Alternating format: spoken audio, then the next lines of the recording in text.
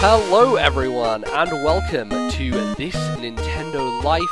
This is episode 37, and I am your ever-illustrious host, NBZ. And joining me this week, as always, we have Bally. Hello Bally, how are you doing? I'm good, NBZ. How are you? I'm excellent, but we're not going to continue the show just yet because we have someone else to introduce on our podcast this week. That is right. We said before that we were planning to have guests, and we are delivering on that promise. We now welcome, as our first guest onto the show, John from the Nintenshow podcast. Hello, John. How are you doing today? Super. Fucking wonderful to be here. Can I swear? Oh, absolutely. Oh, yeah. Go ahead. We are marked as explicit on iTunes, so absolutely. Excellent. Go ahead.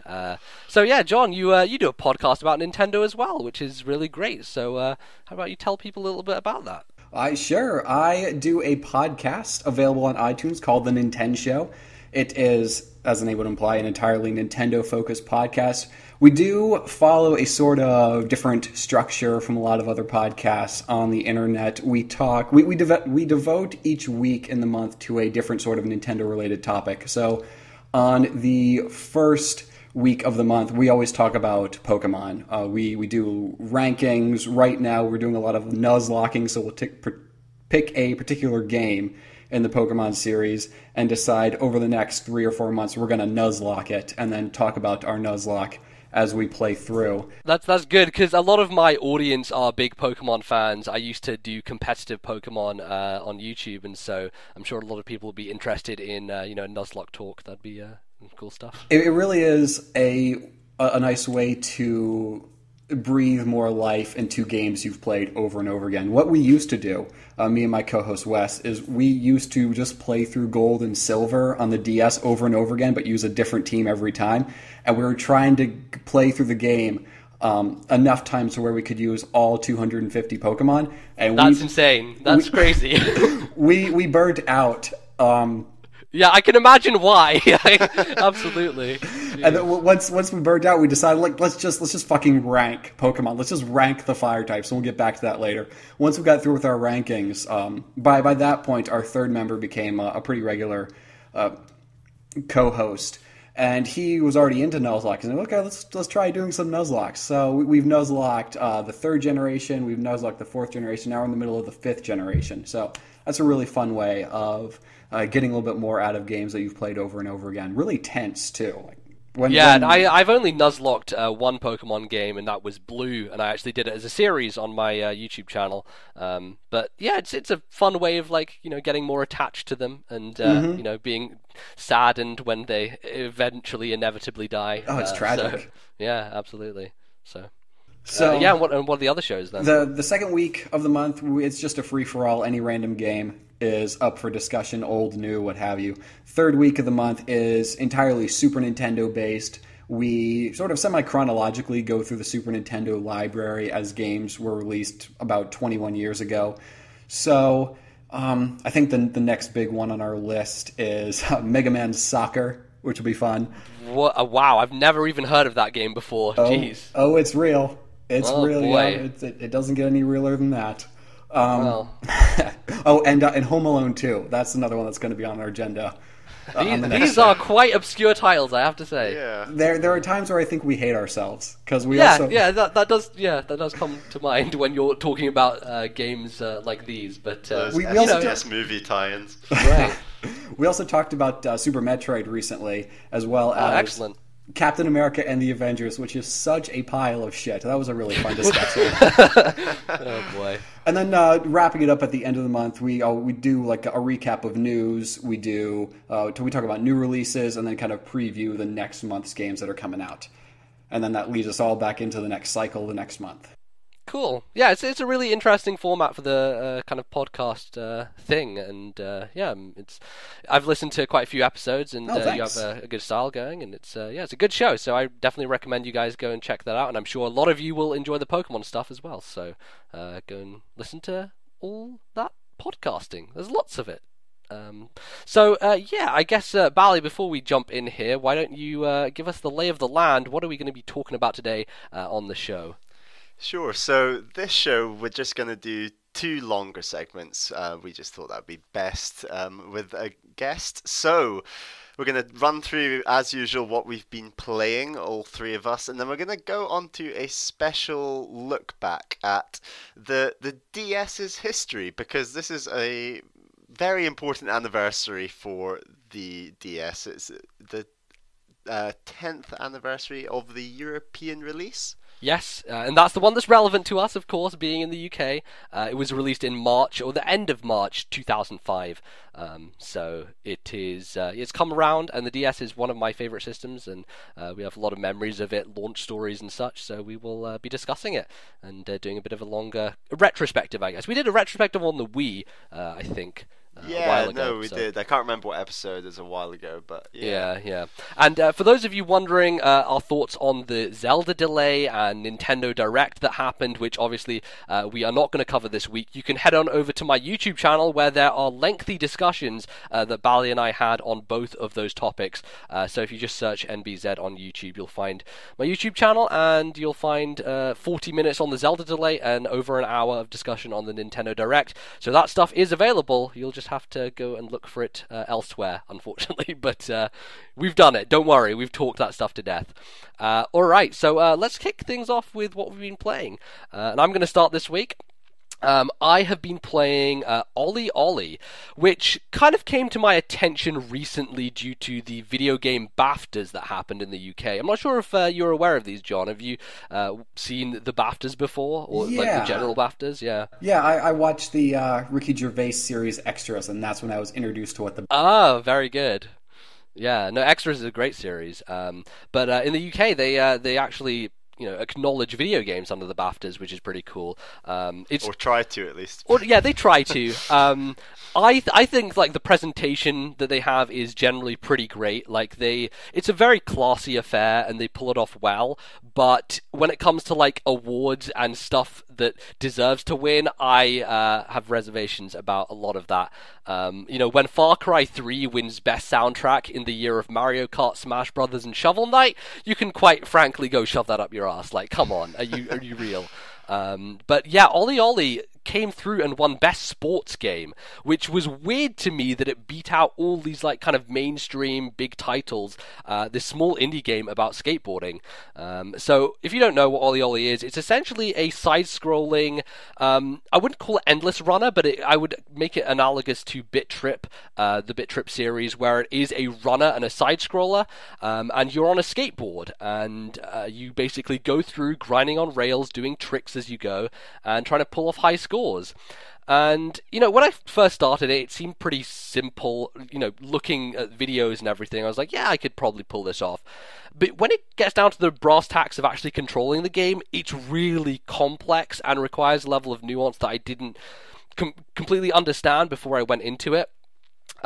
Essentially, the way that it controls is you have to press the A button as soon as you hit the ground, and the way that you grind is like using the analog stick. So when you hit a grind rail to step on that, you have to use the analog stick, but when you hit the ground, you have to hit A. And because of this disconnect between these two different surfaces, when you start, it's really like confusing. You have no idea like what you're doing wrong, and it's kind of like a patting your head, rubbing your stomach situation with the controls. But I do understand why they made that choice, and the purpose is when you're on the grind rails, after you use the analog stick, you can kind of flick it in different directions, and as you jump off of it, it will initiate different tricks. And so it's kind of a very elegant and easy way of pulling off a trick system without having to press like button combinations out the ass. You're just like flicking the stick in different directions, and it pulls them off. And it's really satisfying. Like, I was doing terribly and I wasn't really getting very far, but eventually it clicked. And when one of those games clicks, it's that sort of feeling that you want to go back to earlier levels and just like completely destroy them and nail every grind, nail every landing, and just get perfects and put the high scores up. And really, yeah, it's a very satisfying experience.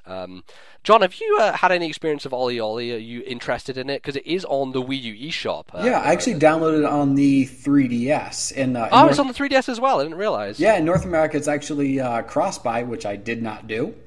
Oh, right. I completely forgot. They actually are another company who are enabling cross-buy, which is great, and I hope a lot more people do that. But why didn't you get the cross-buy? Is it a situation where you have to buy it on Wii U first to get the 3DS? Laziness, really. Oh, is what okay. It is. I just never. I haven't looked at the process yet to how it would end up on the Wii U now that I have the 3DS version.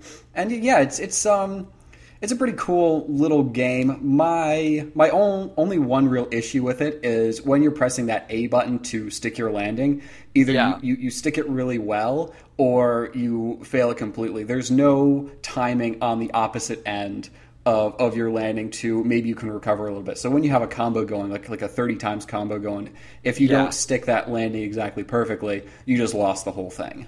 Right, and it's kind of the issue where you have destroyed a stage. Like, your combo is ridiculously high. I'm up to like 700,000 points. If I stick the landing, I get 700,000 points. If I don't, I get 300. And it's like this vast gap, and you'd think maybe they'd have an in-between. I think, like, there are certain degrees to which the landing can be performed. Like, you can get a good as opposed to, like, a perfect, which I think is blue instead of green, like the color indicates. But if you completely screw it up, then, like, your skater kind of goes whirling, and potentially you can recover it, but if there are, like, stairs beneath you, there is no way. You're out of luck, buddy. You're falling headfirst down those. Yeah, so. But you're never recovering that score. No. And really, but like you can get like the okay on the front end, but then once like your board has made contact with the ground, there's no recovering on the back end like that. And you know, it's one of those throw your DS frustrating kind of moments if you're not sticking your landings exactly correctly. But otherwise, it's really fun to pull off like those really long combos and do your rotations in the air to build up your combos. It eases you into pulling together like these really long combos really well. The overall structure of the levels doesn't really change in a significant way from level to level. They just add more to it. And it doesn't take long to get through any particular level, a couple of minutes at most, and they just throw more obstacles, more things to grind on, more jumps to pull off in there so that you can build up your score higher and higher. And then once those controls just kind of become muscle memory, you know, you're getting the combos of 600,000 and 700,000. Yeah, it is really to do with that zen, I think. Like, you need to just go to this place where you are at one with the ollie ollie and the skateboarding just flows from you without even thinking to some degree. And that feeling when you nail it is awesome. I think it's just so great. And this is totally my kind of game. It's weird because I've never been into kind of high scores and going back for them. But in Bit Trip Runner, I was really motivated to do that because of the friend list integration. It was one of the first games on Wii U where they took the friends list and made it really meaningful, showing you the high scores that were there and that you could beat. And it like motivated me to go back and do it. Although that isn't like a big thing for me with Ollie Ollie because I am playing it on Steam, so I don't have as robust, a friends list who are playing the same game as me. It's just the feeling of wanting to go back and do every challenge, because each stage comes with a certain amount of challenges, like pull off this certain trick, or get a combo going for this long, or grind on all the roofs of a certain area, and I just kept going back to those to beat them because they were so much fun to pull off and do. And did you unlock the pro stages? Did you go for any of those? Yeah, I think I'm up to the 4th section of stages, and at least through the first 3 levels I've been going for all 5 of the goals and unlocking the pro stages, and I played a few of the pro stages, but not too many of them. Yeah, I mean, I was really trying to go back and do that. I got to the point where I completed the first 2 worlds, 5-starred everything, and unlocked the pro levels.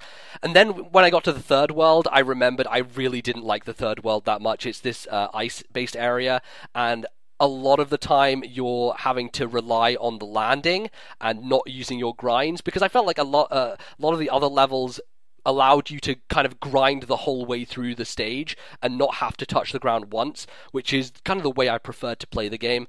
So I kind of gave up on that there. But certainly it gets very challenging towards the end. You're in World 4, right? So that's when it really starts to ramp up. And there were stages that I was spending 25 minutes on to beat, because like it does get very challenging, but certainly a satisfying feeling at the end. And also they have a daily challenge which they refresh all the time, or every day, should I say, every 24 hours, that you can go in and you only get one shot at it. You can practice it as much as you want, but you only get one shot at it. And I did this while Bally was on Skype with me, practiced it a bunch, got really good, and then failed on my actual attempt, and Bally laughed at me, and it wasn't very fun. So there you go. So yeah, the game sounds so similar to, not similar, but a lot of the feelings that you have while playing it sounds similar to Bit Trip Runner, in the sense of that, what you were saying about patting your head and rubbing your stomach, which is a real sort of thing you have to push your brain into doing when playing Bit Trip Runner. Like you were saying, MBZ, like you went back to Bit Trip Runner and you just jumped straight into a level and you just weren't able to play it. I mean, yeah, because I just forgotten all the different moves and everything that you have to pull off. Like, it's almost impossible to just jump into like World 4 of Bit Trip and go, because there are so many elements that they build up over time and teach you over time, that if you go in and have forgotten them, you're like, well, I'm screwed. I can't beat this. So it's almost like you have to start from the beginning again. And I wouldn't say necessarily that's the case with Ollie Ollie, because just the core mechanic of learning to grind and landings is pretty much all you need. It doesn't build up as much. It's just no, it doesn't build up as much, but it's really just getting it down and nailing that feeling. Yeah, I've really enjoyed it. I thought it was fantastic. I put like 7 or 8 hours into it in the space of a couple of days without really realizing it. That's kind of when games really get me. When I'm just like, it's a sign of a good game. Yeah, time's gone by and I've not noticed. And yeah, it was good. It was good. So yeah, that's Ollie Ollie, and it's available on Wii U and 3DS apparently, which I wasn't aware of, but that's really cool. So you can go and check that out. I recommend it.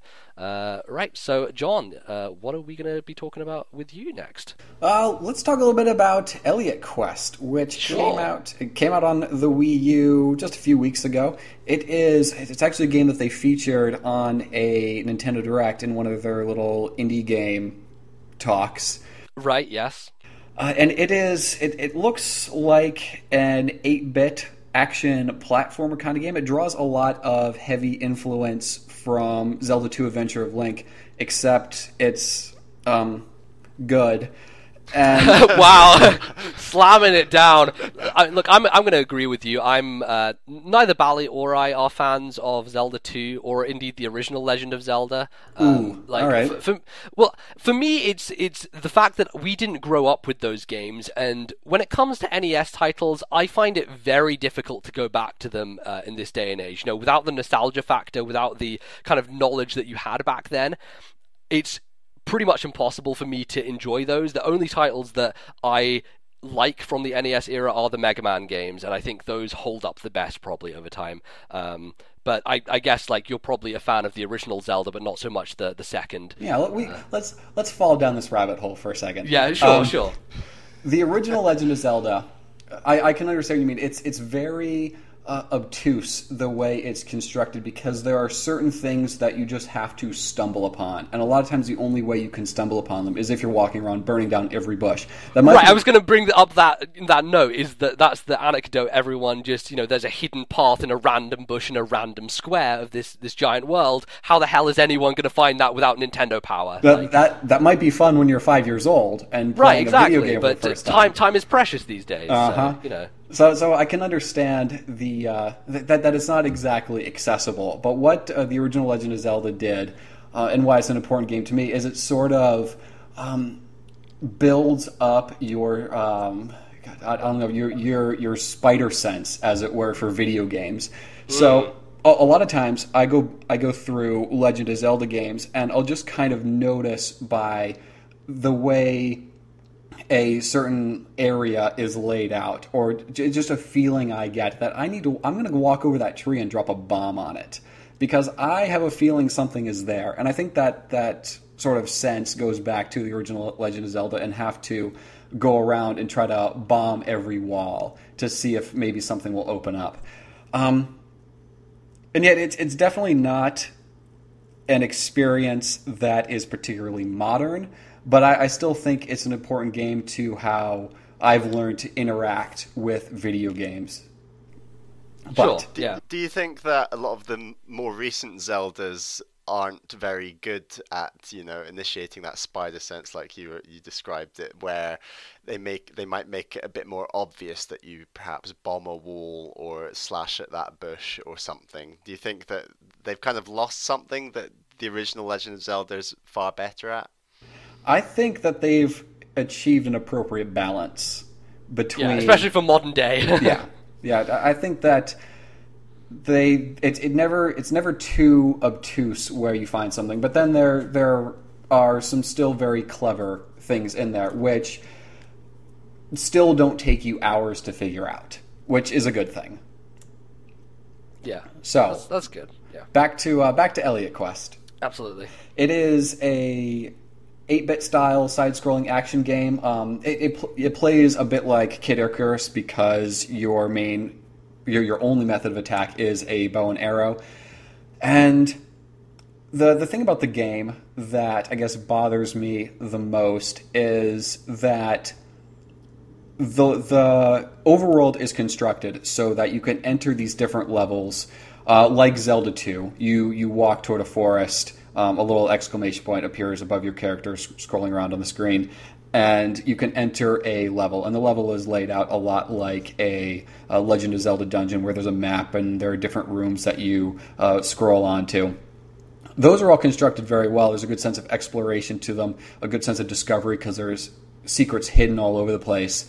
But when you're in that overworld, the game doesn't do very well at guiding you about where you're supposed to do next. Now that by itself isn't necessarily a bad thing. It's the game telling you, look around, go everywhere, figure this out.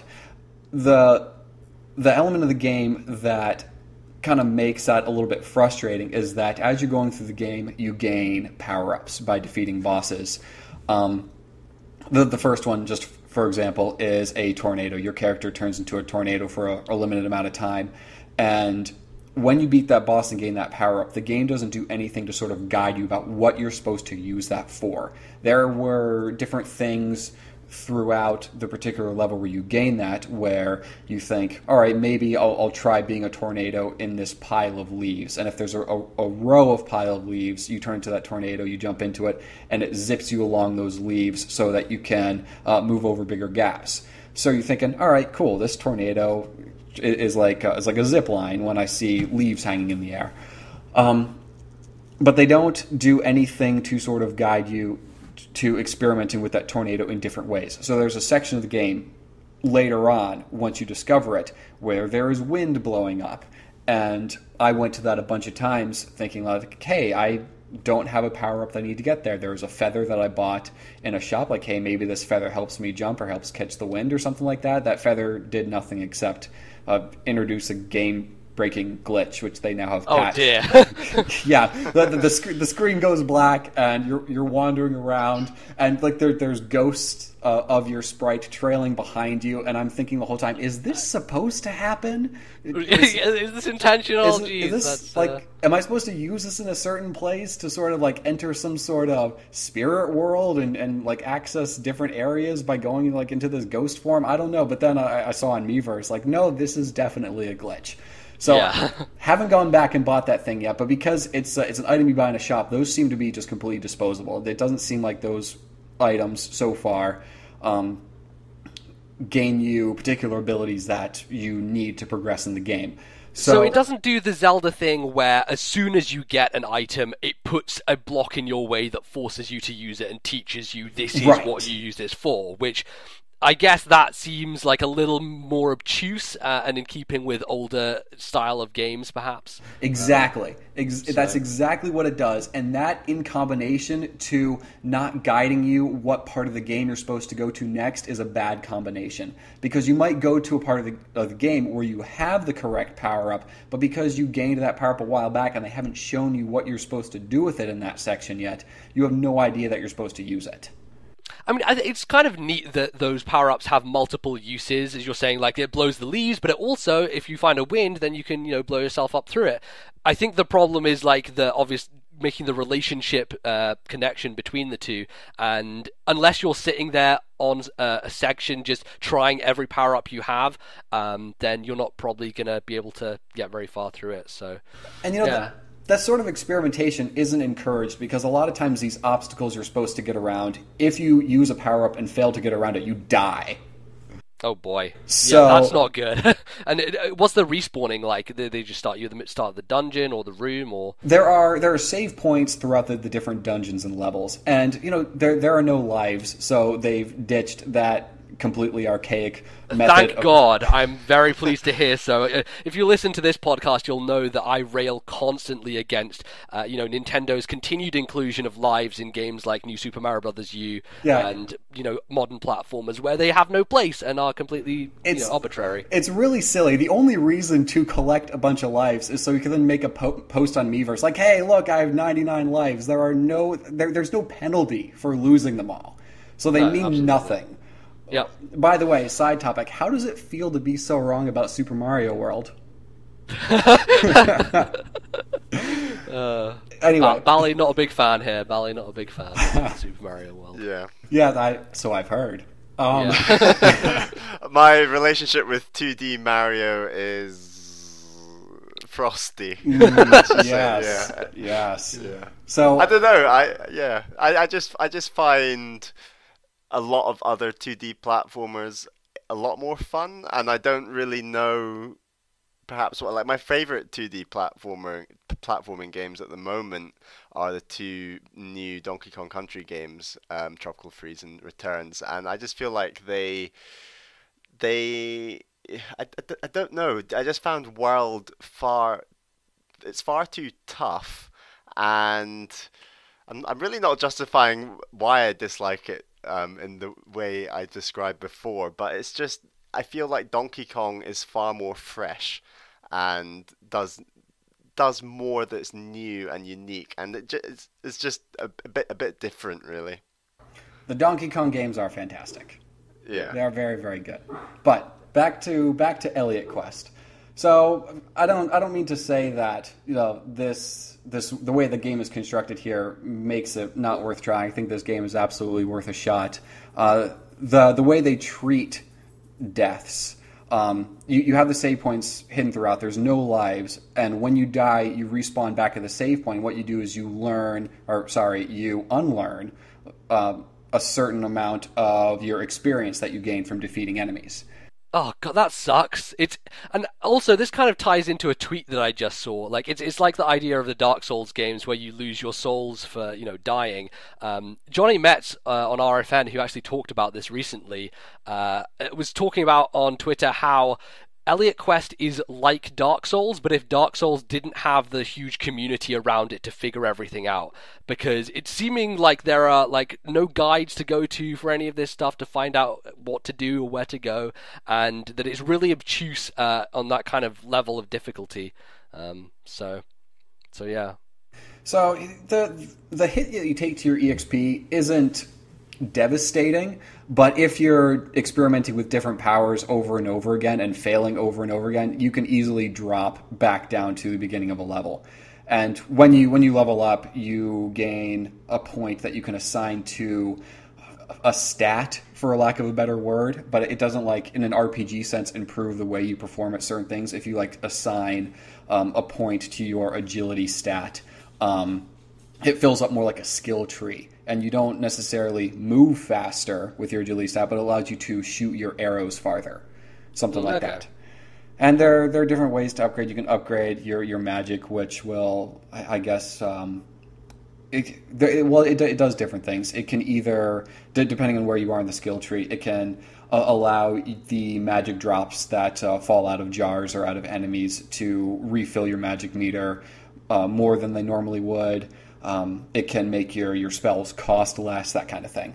So, Elliot Quest is definitely not an easy game to progress in, but I feel like they do a really good job laying out the levels to guide you through the individual levels really well. It's when you get to the bigger macro structure of the game that the progression is a little bit harder. But once you establish some momentum, the game, you're able to make progress more. It's when you get stuck in certain sections that it can become head-scratchingly difficult.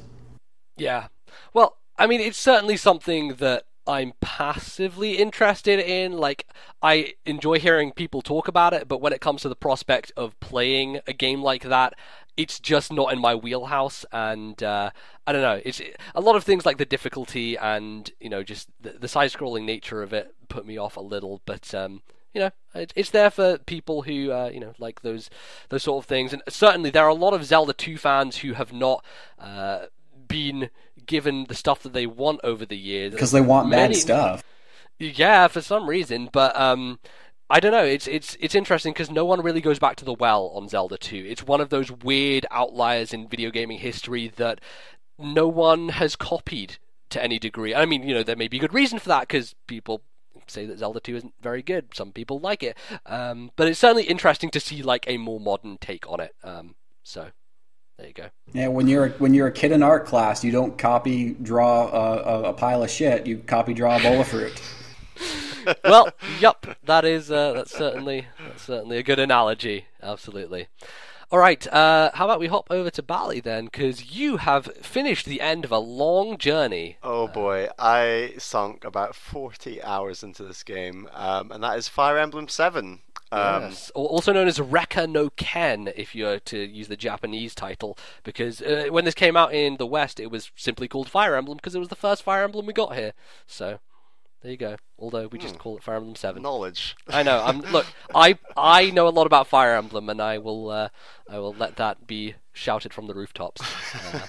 So yeah, I've already talked about this a bit on the show back when I was about 17 hours into the game, and oh boy, it ramps up a lot at the end. Like it's a tough game. The final boss or multiple final bosses were I found really tough, and I think without save states I'd find this game incredibly frustrating.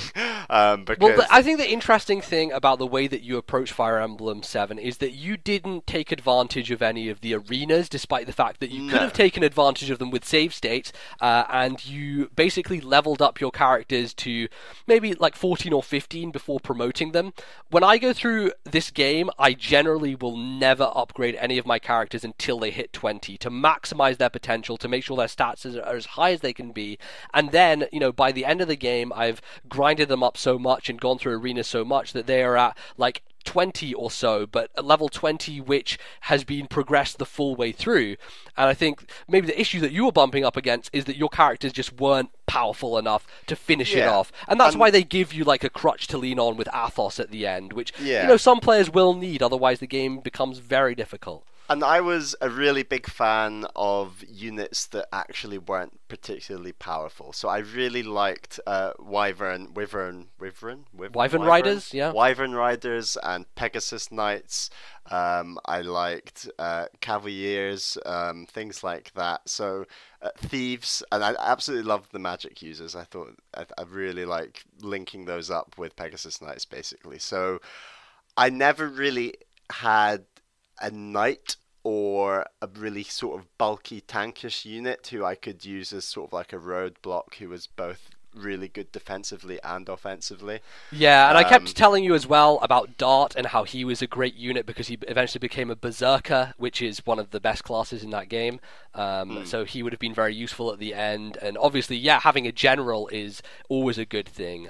Those are one of the best units in the game. So, but I mean, initially, I always had in my mind that Advance Wars and Fire Emblem are almost two sides of the same... What's the analogy I'm going coin? For here? Two sides of the same coin, exactly.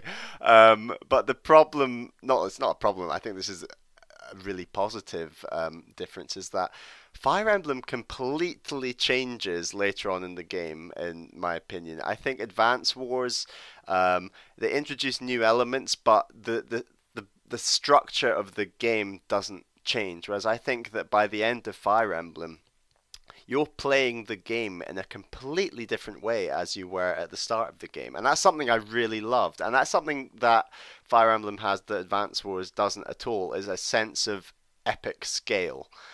You're starting with nothing, and I think that's maybe the RPG elements in Fire Emblem that help it do that, because you're starting the game with nothing. You've got a couple of characters, and then by the end of the game, it's completely changed. You've got about 40 characters. It's almost like your own mini army, and it does kind of lend to that sense of how this world is structured, that you are leading your own mini army against this great evil, and it's reflected in the mechanics because you have so many characters at your disposal. And every member of that army has the whole backstory that you find out bits here and there. They have relationships with the other members of your team, and it's just so interesting. Like, it's a good story, and the way that it's told is good. The writing is really good. Like, a lot of video games have terrible writing and things like that, but Fire Emblem 7 is incredibly strong from a narrative point of view, and it's just that combination of, it's a very long game. Like I said, I spent 40 hours, so the combination of watching your characters grow, seeing the relationships happen, see the story play out, it was just all together a really, really positive experience. It was tough to get into at the start, but as I've said before about Fire Emblem 7, I think that it's 10 chapters at the start of the game that are basically teaching you how everything works are done incredibly well, and that's something that Sacred Stones doesn't have, like I've said before, and it's something I really needed, because it sets you up for those next 20 chapters so well, that by the end of the game you've learned an awful lot, definitely, and it's, like I said, it's that sense of epic scale that I really loved about it. That's good. It's your first Fire Emblem game you've beaten under your belt, and I'm kind of really happy that it was this game, because this was the game that so many people got introduced to the series with when it came over back in, 2003 or whatever it was. I'm interested, John, have you played Fire Emblem before? Have you played this game in particular? Oh yes. Oh, yes. Oh, great. I was introduced to this game back in Paper Mario: The Thousand Year Door. There's a random NPC that's like, oh, I'm playing Fire Emblem on my GBA. You should try it too. Wait, really? Yeah. Wow, that's crazy. And I was like, sure, random Koopa in Paper Mario: Thousand Year Door, I'll try Fire Emblem. And I ended up liking it more than Paper Mario. But yeah, Fire Emblem, it's a series that I got into with that GBA installment and been following it and buying the games on day one ever since.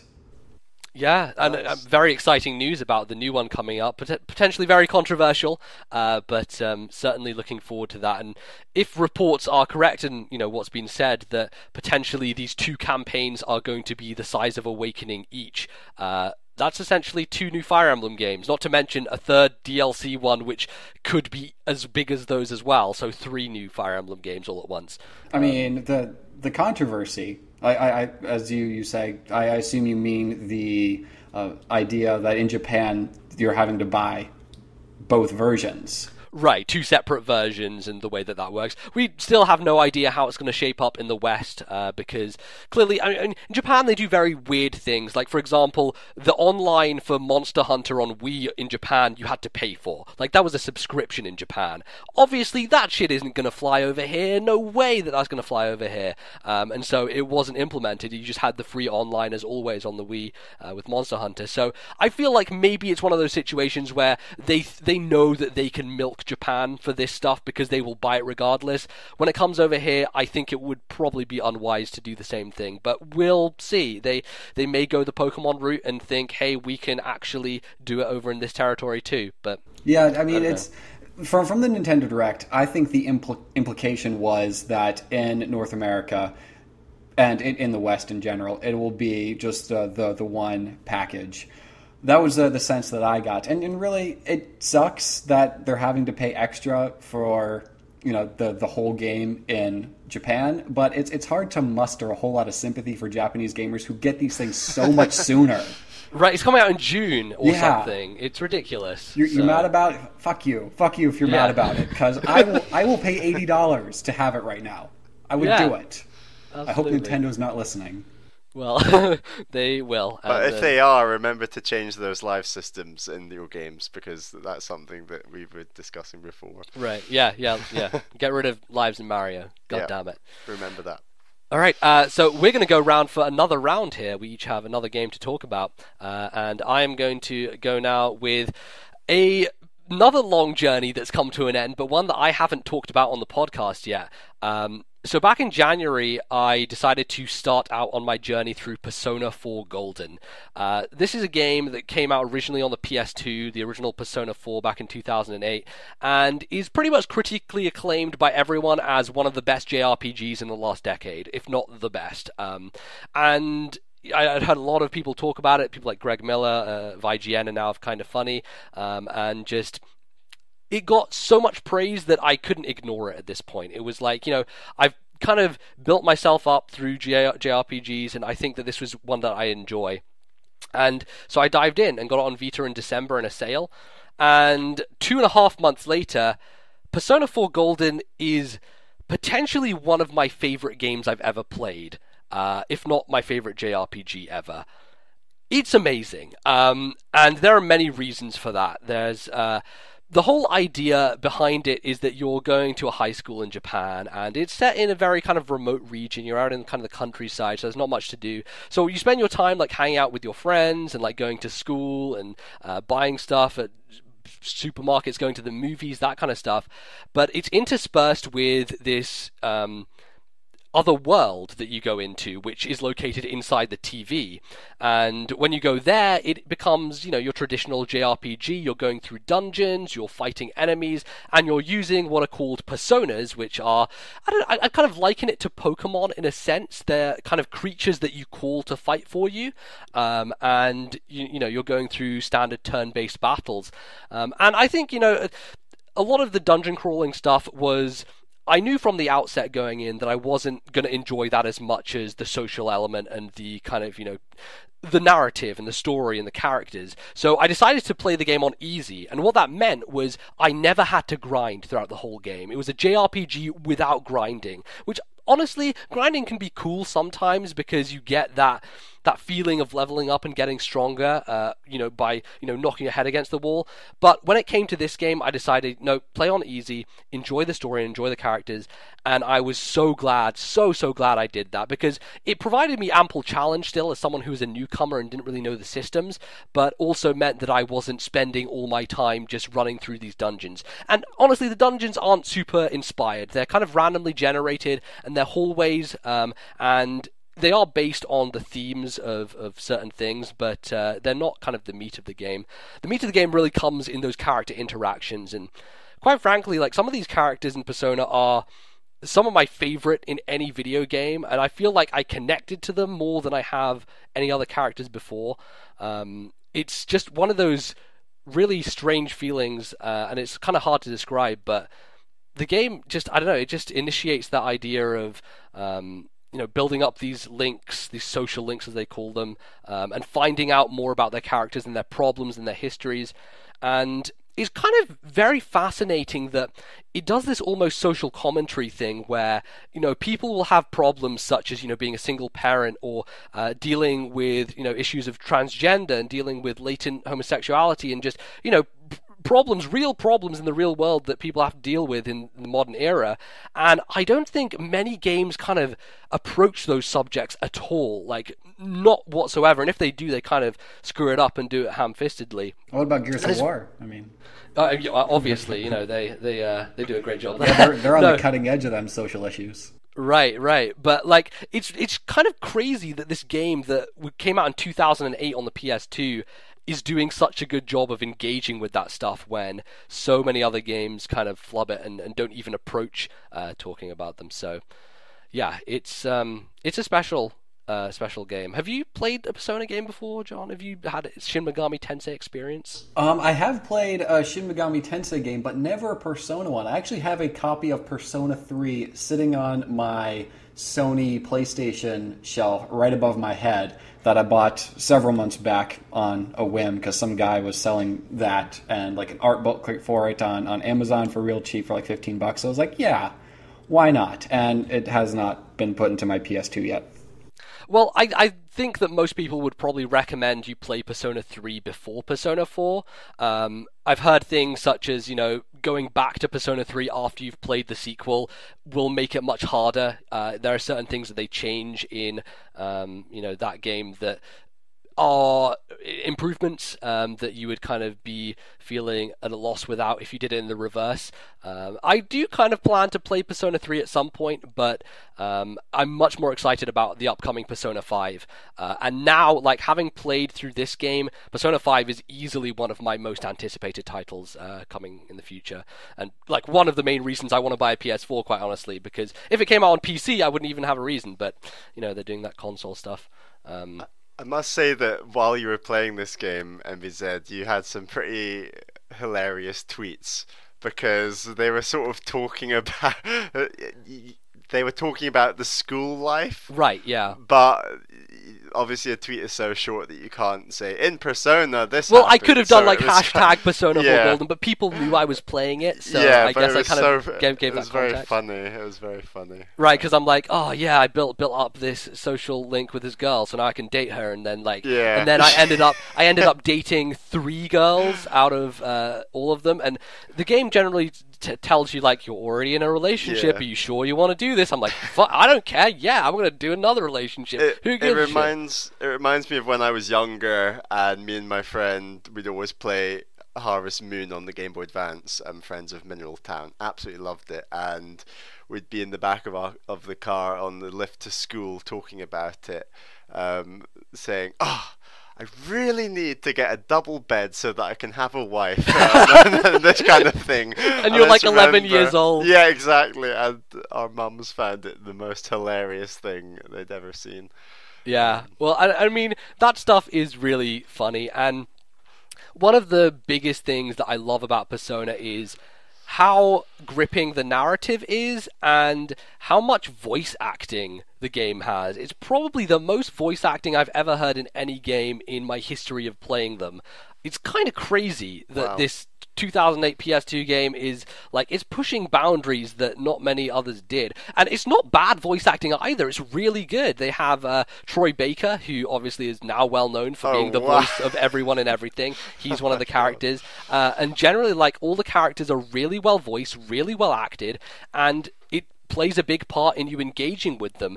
You know, like, I love these kind of visual novel style games, you know, stuff like Phoenix Wright, and a lot of that doesn't have voice acting in. They did in the new one, Leighton versus Wright, they had quite a bit, but there are a lot of portions when they don't, and I feel like more of a disconnect from the characters without it. It's just that element that brings you far more into the world and, like, caring about these characters. So that was a really big thing for me, but yeah, overall it's fantastic, and, you know, there are many different endings that you can potentially end up with, some which are really sad and you would never want them, so I used a guide at the end to make sure, like, I got through this part and got to the true ending and got to the real final boss, and the final ending was, like, really emotional and really good. You can YouTube the rest. Yeah, you can. Yeah, exactly. I can have a look and see the terrible things that befell everyone if the world wasn't saved. But yeah, it's pretty phenomenal. Persona 4 Golden is amazing, and I would say if you own a Vita and don't own this game, what the hell are you doing with your life? Go the hell out and buy it. Yeah, what the hell are you doing with your Vita? Yeah, gee, what else are you going to do? Play Uncharted? Is over in 10 hours. Come on, let's play some other games. Persona 4 Golden, highly recommended. It took me about 56 hours, 56 and a half. And then, well, you can actually do a new game plus where you jump back into it with a lot of your stats intact. So there are certain things like expression, diligence, courage, understanding, and knowledge, which are like things that if you have high knowledge, you'll do really well in exams. If you have good understanding, you'll be able to, you know, talk to people about their feelings. If you have courage, then, you know, you can basically ask a girl out or something like that.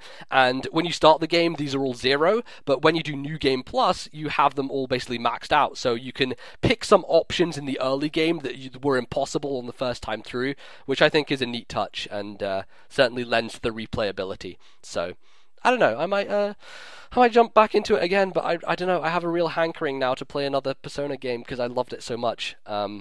It's I've got the bug, so I recommend it. Absolutely.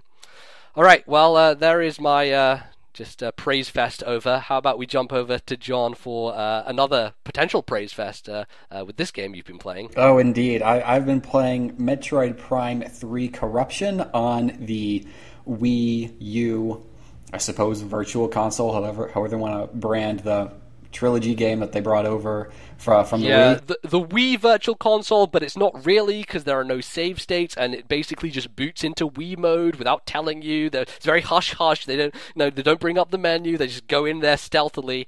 But yes, it is available for people now. So there you have it. And guys, this might be the best Metroid game. It might be. Ooh, wow, that's a very controversial statement. I played through in January. I played through Metroid Prime when it after it came out on the Wii U, and modern masterpiece, phenomenal game, changed the landscape of what people could expect out of a first-person game, and introduced all these adventure and exploration type elements. Other games probably wouldn't exist without Metroid Prime. Metroid Prime 3 not only carries a lot of that over, but it also alters the sort of expectations you can have for a Metroid game. The sort of expectation of a Metroid game where you lose all your powers and then slowly regain them is gone in this game. Instead of stripping you of your powers after they have the perfect opportunity to do it, once you get corrupted by Phazon, they could say, oh, and by the way, you destroyed all your other suit powers, go find more. All of your powers are intact, and instead you're going throughout this world and finding different stuff. So they come up with different ways of altering your progression and guiding you the way you're supposed to move throughout the game. And a big part of that is your ship. Your ship becomes a sort of useful tool in your adventuring for the first time. And just the way they handle your upgrades, how they alter the way that you alter your expectations for the order that you're getting your upgrades. For example, one of the last things that you're usually getting in a Metroid game is your grapple beam, the things that allow you to swing on the targets and over longer gaps. And in this game, it's one of the first things that you get.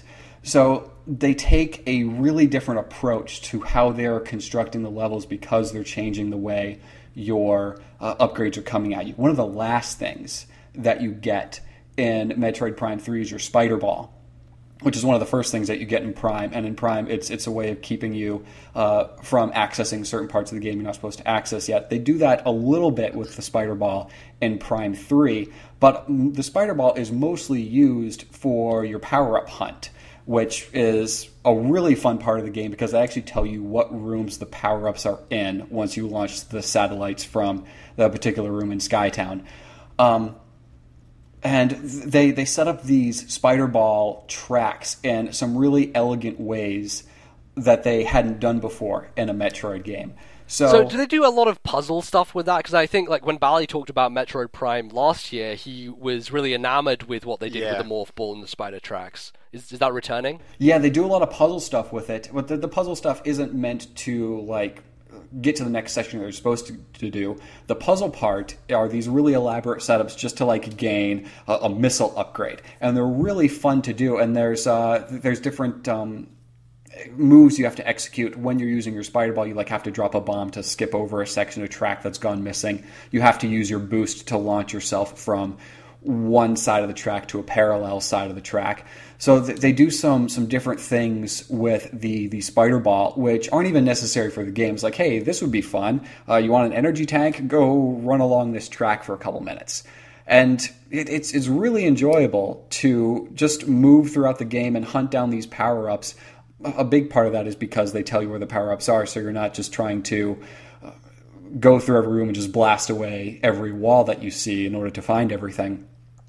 There's an active power-up tracker if you're interested in collecting all the power-ups just on like your main sub-menu screen. It'll tell you have 75 out of the 100 pickups. They don't tell you how many scans that you've gotten, but there is like a section of your log where you can see like how many enemies you scan and how many enemies you can scan if you're into that kind of thing. Trying to scan every enemy in the Metro Prime games is one of those challenges that I don't think many people are up to the task of. Yeah, we did have a listener tweet us this week saying that they were in the process of getting all the scans in Metroid Prime 1. Yeah, that's a challenge. That certainly is. Now, John, I wanted to ask you about some of the motion stuff in Metroid Prime 3, because as I understand, it was a very early Wii game, and at that time, Nintendo were kind of shoving motion stuff into every game that they had. I remember a demo at E3 where they used the nunchuck to open a door and had you swinging that thing about. Do they do too much gimmicky stuff in Metroid Prime 3, or is it all very contextual? Does it work for the game and how it runs? The only motion that you'll have to do in the heat of combat is with the nunchuck, and I guess, ironically, if you allow me to use that word incorrectly, sure. The nunchuck is the most responsive part of the motion controls. So you're using the nunchuck for your grapple beam.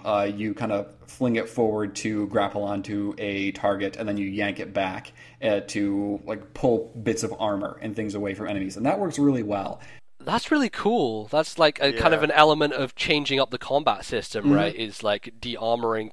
It's sort of a similar thing in Twilight Princess, although obviously not as complex in that game, where you use the hook shot to take the shields off those running charging enemies. I remember that being a real thing that they were promoting a lot when the Wii first came out with the trailer for Metroid Prime 3. It was you saw the guy with the Wiimote and nunchuck force his nunchuck forward and then pull back, and then it showed the screen ripping a shield away. Almost could have been a fishing game to some extent.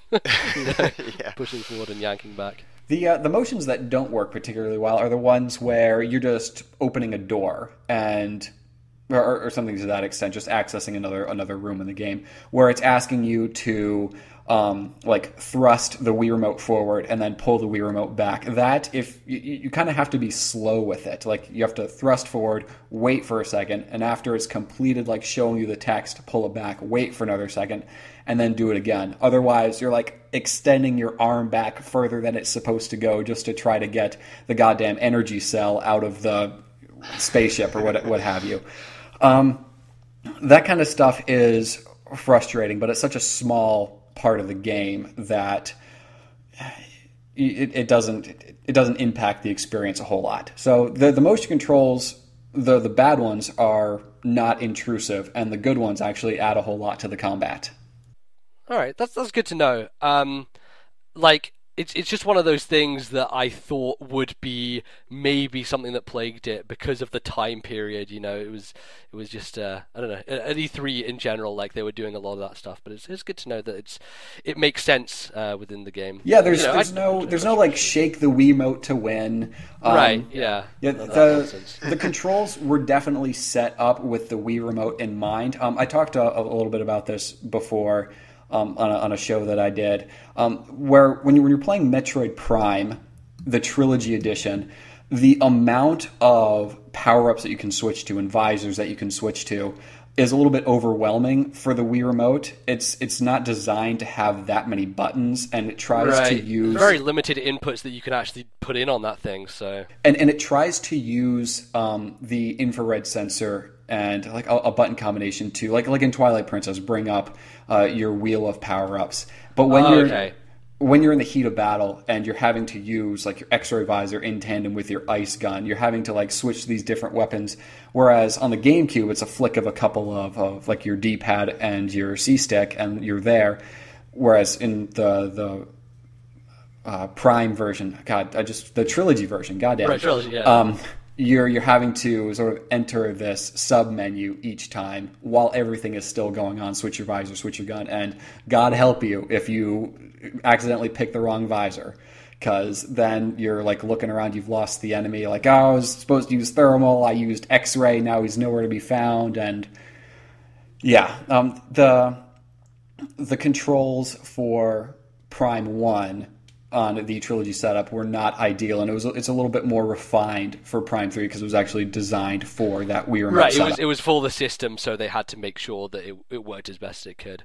I was also interested because I feel like a lot of people talk about Metroid Prime 3 as being very different from the other two, and that it seemingly was more linear. Did that actually, is that the case? Is it more linear, and does that detract at all, do you think, from the kind of Metroid origins? Well, I would probably argue that most Metroid games are fairly linear because there is a set path and they block them off with different power-ups that you're supposed to get. So there's... Right, I mean, unless you're sequence breaking and being able to go past stuff, which, funnily enough, my first time playing through Super Metroid, I sequence broke Super Metroid because I couldn't get past a part and did some wall jumps and nice. Bada bing, bada boom. Yeah, there you go. Yeah. But as far as it being more linear in the way that, maybe, but I think it strikes a good balance between being linear and having a good sense of exploration to it, and a lot of that is also because of the power-up hunt that you can go on. There's a lot of depth to the areas that you're going into, and a lot of side stuff that you can do that's not necessary to complete the game.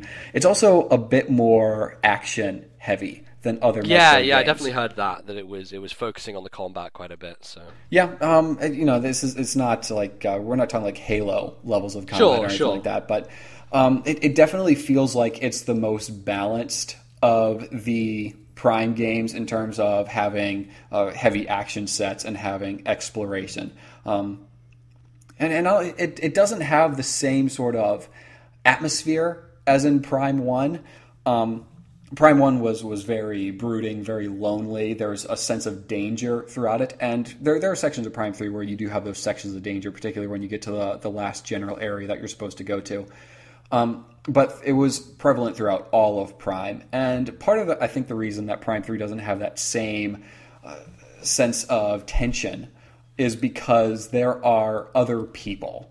There are galactic... Right, it had voice acting, didn't it, with the other characters? So that was kind of the pre-warning to Other M, as it were, with all of that happening. So Other M is great when you play it on mute. When you play on mute, yeah, sure. But yeah, they're like Galactic Federation troops. Like, they take a larger role into the narrative of the game. You don't see them a whole lot during actual gameplay, but there are different sections where they come in and take part in the action. There are different hunters that you interact with a couple of times during the game. So you're definitely not on a desolate planet. You're actually going from planet to planet, and there are other life forms on that planet that aren't just like your normal monster grunts. Yeah. That's good. It's something that I'm going to get to eventually. I did buy the Prime trilogy on Wii U, and I've never actually played any of them. Tell him to play it, John. Tell him to play it. I intend this year to get through those, and I know Bally as well is going to play through 2 and 3. So it's good to get a primer on that game from you. So there you go. 2 is an experience. You probably noticed that I didn't mention 2 a whole lot in my comparisons. 2 is very different because one of the really fun things about Metroid games is that sense of exploration. And almost immediately when you start playing 2, there's like, hey, there's this world, and there's Dark World. There's this whole other place that's the other side of the coin, to go back to that metaphor, of this world. But you can't move around in it because if you step out of the light, you start losing health. So remember all that exploration you loved about Metroid? You can't do it yet.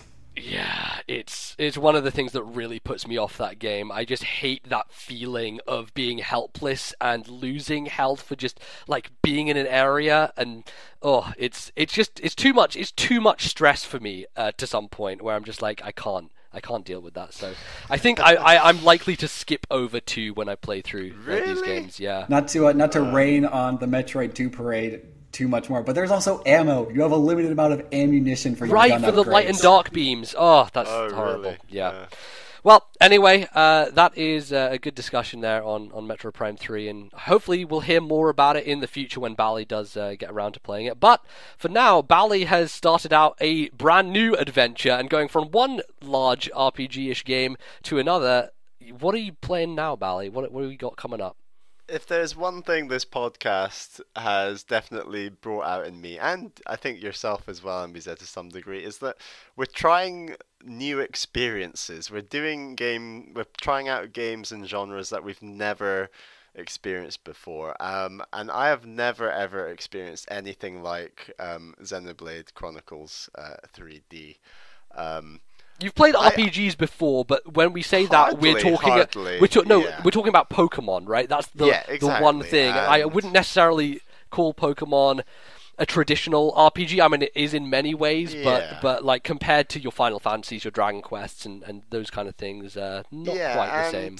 Like, I was really concerned because this was obviously your favorite game that you completed last year, MBZ. And Yeah. I was really concerned that I just wouldn't get it. That I'd play about 10 hours or so and then be like, you know what, it's just not clicking. It's too complicated. I have no idea what I'm doing. I'm not enjoying it, and all those concerns are completely irrelevant now because I am 8 hours into the game, and I feel pretty knowledgeable about everything that it's thrown at me so far. And I must admit that I've obviously spoken with you, MBZ, about lots of nuanced little things, and I've also watched a few videos online of Chugga Conroy's LP of the game just to help out with some things. But by and large, I think the game is very good at teaching you gradually how all the intricate parts of the game work. Many systems there to learn. A lot of different systems. There's a lot of systems, but they don't shove it all at you at once, I think, and it's just really well done from the start of the game. And I mean, the best bits I'm finding are the story and the cutscenes, the music, obviously, and then just the level and art design.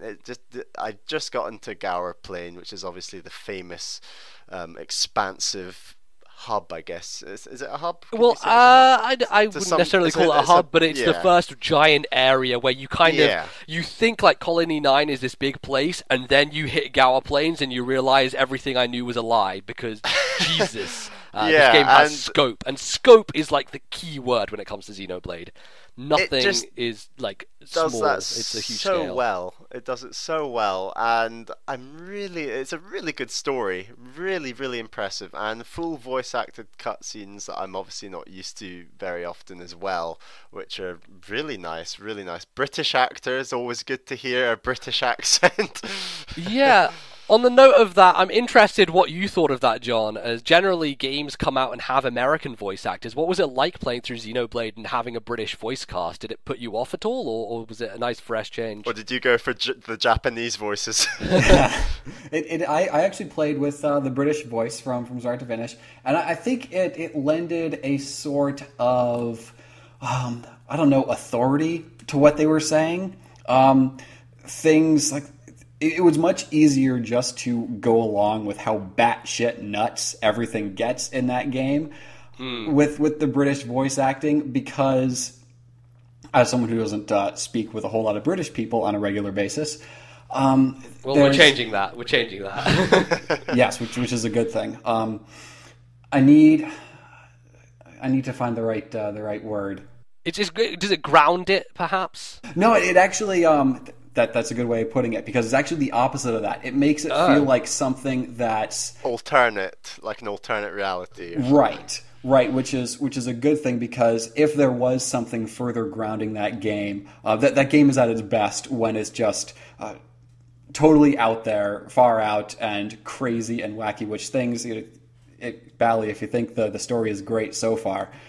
God damn. That is the point that I make a lot. Is one of the things which pushed me through finishing Xenoblade is the story. It ramps up to this thing that just gets so ridiculous and over the top that you're just wondering, like, how is this happening right now on my screen? This is insanity, but I love it, and I did love it. So it was a good. It's thing. One of the things the game does really, really well is it just builds on itself. And the story is just one aspect of that. But like exploring all the different regions and finding different landmarks and doing side quests, things, and the battle system to a certain extent, when you start doing chain attacks and combos, everything, they do a good job of starting small and getting huge. And especially with the story, things get fucking huge. Yeah, pretty much. And I do want to emphasize that aspect of getting experience and getting rewarded for exploring the game. And one of my obsessions in these styles of games is to unlock the whole map and to like map everything out and fill in every block. I spent like maybe 2 hours in this area later on, which is like this giant sea, basically swimming around the whole thing and mapping the map out. And I didn't really achieve anything, but I had that sense of satisfaction and realization that this game is just stupidly large. Shit. I feel bad for saying something. No, if it's spoilery, then yeah, let's hold off. No, not a spoiler. It's just about the map filling in. Because I started doing the same thing in Colony, and I was just swimming around the map just to fill everything in. Once you discover all of the landmarks, the entire map fills in. Wow, really? Yeah. Oh my goodness! Wow. Jeez, your mind is blown empty. I could have beat Xenoblade in 70 hours, not 80. Wow, okay, that's a revelation. Wow. Okay. Well, I don't regret it. Honestly, I don't regret it. I enjoyed my time exploring and getting that scope. I could just see Ryan swimming around the entire Aerith Sea. Yeah. I regret nothing. Exactly. And I should also add some of the 3DS features. So obviously I'm playing this on the new 3DS because that's the only place you can play this version, and it's really nice having the analogs, the C-stick nub for camera. It's quite delayed. Like, it doesn't feel like a C-stick would. It's quite delayed, but it works nicely. And other 3DS features, like graphically, the 3D is not over. It's not a huge sense of depth, but there's still a distinct amount of depth that they go for with the 3D, which does make everything look a bit better, because obviously it doesn't look as nice as the Wii version, but for a handheld it looks really great, if that makes sense. And the art, because the art style works so well for the game, I don't feel like it's losing a tremendous amount in terms of graphical prowess. I would argue that maybe Xenoblade is the most ambitious game ever put on a handheld. To many. Yeah, that's the final thing I wanted to say was it's just great that it's on a handheld. Like, it's so easy to pick up and play and lose yourself in it because it's so nice, and you can, just like the Wii version, you can save anywhere. And I mean, I'm going to be playing this game probably a lot on the tube going to and from work, and just having the ability to just press home in the middle of a cutscene, for example, because some of those cutscenes are 10 to 15 minutes, I guess. Maybe we're not quite that long, they get longer, don't worry. Yeah, no, I'm sure they do, and having the ability to just press home, close the lid, and go to work is just a great way to play the game, I feel. And it just works well on the portable. So yeah, I think that my £35 is probably gonna pay off in the end. So yeah, I'm got an awful lot more to say about this game in the future, but yeah, 8 hours in so far. I'll see you in 70 hours time. yeah, indeed. No, I'm very happy that you've picked this up and you're going to get to experience it, because And I was kind of tweeting about this earlier. I'm trying to rationalize in my head whether I prefer Xenoblade or Persona, because it is now this Sophie's choice where I'm not sure I can pick between the two of them. It is that close. But look, play both of those games because they are no doubt two of my favorite games ever. So, yup. And just rank your favorite games alphabetically. That's what I do. Yeah, oh right, yeah. Well, unfortunately, that means Xenoblade comes somewhat close to the end. But at least you know it's because it starts with an X. Right, exactly. So I mean, if you own a new 3DS, I think this is a must-buy. Honestly, it's that good so far, at least. Awesome. Well, I think we have chatted a lot about these video games, so what do you say we get out of here to the next segment?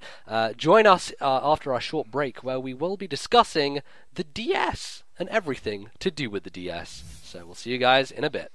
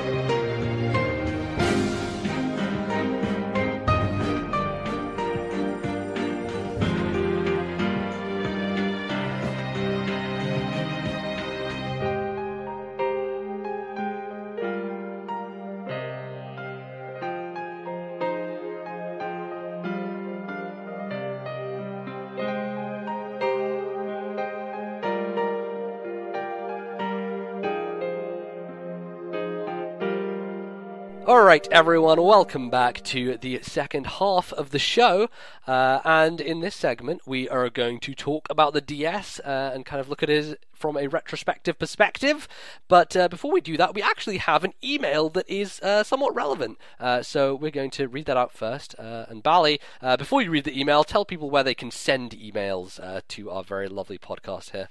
Send all your emails to ThisNintendoLife@gmail.com. We always need more, and we'll definitely get to them all. So, yeah, send it in. We need them all the time. So we have an email from Daniel Bunzelmeyer. Hello, it's me once again, writing from the tropical oasis known as St. Louis, Missouri, and I have a question for you. I usually make a ridiculously long email, but this time I really just need this one thing answered, as I suspect a large portion of Club Nintendo users do as well. I have 870 coins, so what should I spend them on? Let's just assume I haven't played any of the games. I'm platinum level, so that gift will probably be a question for another day, but for now I'd really like to know what you guys would recommend for purchase with my coins. I don't have a Wii U, I know, for shame, so these suggestions should be 3DS only. Which of the 3DS titles would you recommend, or are there a lot of good virtual console options? For the sake of the other listeners that do, however, what are your suggestions for the Wii U titles too? You guys are the best, keep the awesome podcast going, and I'll keep listening.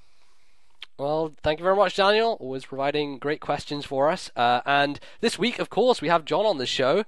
He's from America, or so they say. And so this is kind of much more relevant to that region. Unfortunately, in Europe, we don't have access to the same kind of catalog. I think they now have added some digital games, but it's definitely a more meager offering. So, John, what are some recommendations you would say from the options we have for Club Nintendo?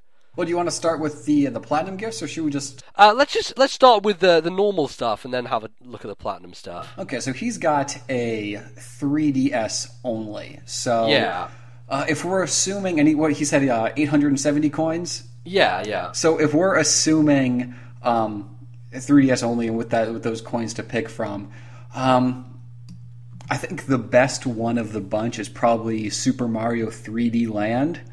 I think you probably get the most out of it as well, because you do get the... my phone's ringing. God damn it. That's all right. Go ahead. I think you get the most out of it in terms of replay value, because you have like the second Luigi quest that unlocks once you're done with it, and you can go through all the levels again with some differences to it. So I think that one's the most bang for your buck. But if you want to go for quantity over the best game, if you want to try to use up all of your coins, going with a few of the smaller ones is also an option. Super Mario Land 2, 6 golden coins is excellent. The Legend of Zelda Link's Awakening DX is a no-brainer. That's one that, if you have 870 coins and you want to do Super Mario 3D Land, you still have enough left over for Link's Awakening DX, which is a fantastic game, and that one should be part of the equation no matter which set you're going with. Other than that, there's the Dylan's Rolling Western games, which I know. Yeah, I've heard lots of very mixed things on Dylan's Rolling Western. And it's actually one of the rewards in the European Club Nintendo at a stupidly, ridiculously overpriced 5,000 stars. Our catalog is kind of different, where the value is much higher generally. So 5,000 isn't stupidly ridiculous, but it is still way higher than a lot of other games, and it doesn't really make much sense. But and you're trying to get enough codes to get Link's Awakening at the moment, MBZ, aren't you? Right, yeah, I might be able to get a copy of Link's Awakening if I get one more European code. Shout outs. Yeah, if you have any, send them to me on Twitter. Plug, so there you go. So yeah, the Rolling Western games are an option. I actually downloaded Last Ranger because I pretty much had a lot of the other ones that I wanted. Okay. Harmonite is actually a really cool. Oh, right, yeah, that's something that I've been trying to look and pick up at some point on a sale. I don't think it has gone on sale anytime recently, but I'm keeping an eye on Harmonite. That's one that's very interesting to me. So. Yeah, that one's also very cool. If we're just jumping over to the Wii U side, again, if you're going for just the best experience that you can have with a full-fledged Wii U game as I shuffle through, just trying to find where they keep the full games here. It's a lot of virtual console stuff. I think the big one was Wonderful 101, which is a game that has a really high barrier of entry. But if you're willing to put some work into it, it's something that a lot of people have gotten a lot out of.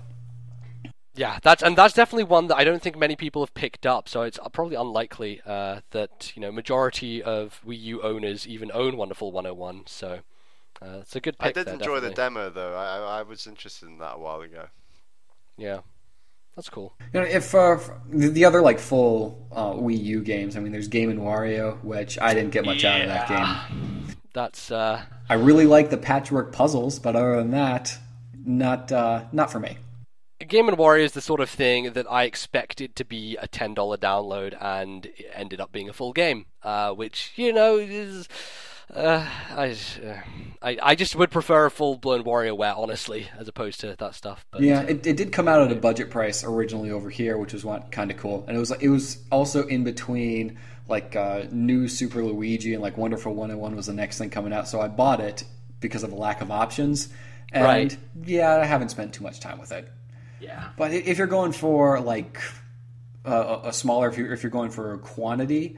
There's a bunch of virtual console stuff to pick from, a lot of NES stuff, but Golden Sun is a really fantastic GBA game. Yeah, absolutely. I'm looking to hop on that one pretty soon on Wii U Virtual Console, so good pick. Earthbound as well, if you want to stay on the RPG train. That one's a really quirky RPG with a lot of interesting things to offer. It's not always the most friendly of RPGs when it comes to the user interface isn't the right word, but starting the game takes some dedication. There's some grinding involved. It's not a very warm, pleasant experience to begin off. So you gotta put some time into it, and then you got classics like Super Metroid and the always excellent Super Mario World. It's a fantastic game. It's okay, yeah. Super Metroid's better, but yeah. Right. I think there are good picks there. Daniel was talking about the Platinum Rewards on his email as well and saying that's a question for another day, but at the time he sent this email, the Platinum Rewards weren't out yet, so we can actually talk about those. What are some good picks from the Platinum? I think the one that I saw that caught my eye is probably Donkey Kong Country Tropical Freeze on the Wii U side of things, but he's obviously looking for 3DS, so what do you think on that end? Yeah, I would definitely agree with Tropical Freeze for a Wii U pick. Actually, when something that we do every year on the Nintenshow, I'll shamelessly plug. Yes, go ahead. Is that at the end of every year we do a sort of award show, but every game that we can think of that got released gets some sort of award. Oh, I see. It's usually a lot of bullshit, like, hey, Kirby game participation award, thanks for showing up. But Tropical Freeze got my award for if you only had $60 to spend on one game in 2014. That was the game. And that was the year that we got Mario Kart 7 and Smash Brothers, games that have a lot of depth to them. But that's how much I like Tropical Freeze, because that was, for me, the most satisfying experience playing it from start to finish 100%. But on the 3DS side of things, New Super Mario Bros. 2 is an option. That's one that I would not recommend personally, but it is. I don't think it's a bad game. I just think it's a very by the numbers sequel. New Super Mario Bros. 2. There's certainly some cool stuff in there, but it kind of feels soulless. And that probably has to do with it being the B squad for Mario. Right. It was kind of the younger developers, and they weren't as experienced, but. It's an option. There's also games. Mario Kart 7 is probably the one I'm going to go with because I haven't gotten that one yet, and I can get it for free. It's pretty. Yeah, absolutely. Also, Ultimate NES Remix. If you're interested in playing that one. Yeah, that's both games on the 3DS, right? Yeah. Which, funnily enough, you can also get NES Remix 2 as a Platinum Reward on your Wii U. I think they offer NES Remix 1 on a previous Platinum Reward. But then, then after that, you're getting into a lot of virtual console stuff that you can also get as a gold member. Oracle of Ages and Oracle of Seasons are really great. I really like Oracle of Ages. But I don't know. I think it's hard to justify a little virtual console game that'll cost you $5. Right, absolutely. When you're stacking that up against the likes of Tropical Freeze and, Animal Crossing or whatever else there is, doesn't make sense. Unless, of course, you're a gold reward holder. Platinum people shouldn't be going for those in any sense. But yeah, so that's that. Good picks there, and I'm glad we got to that email finally.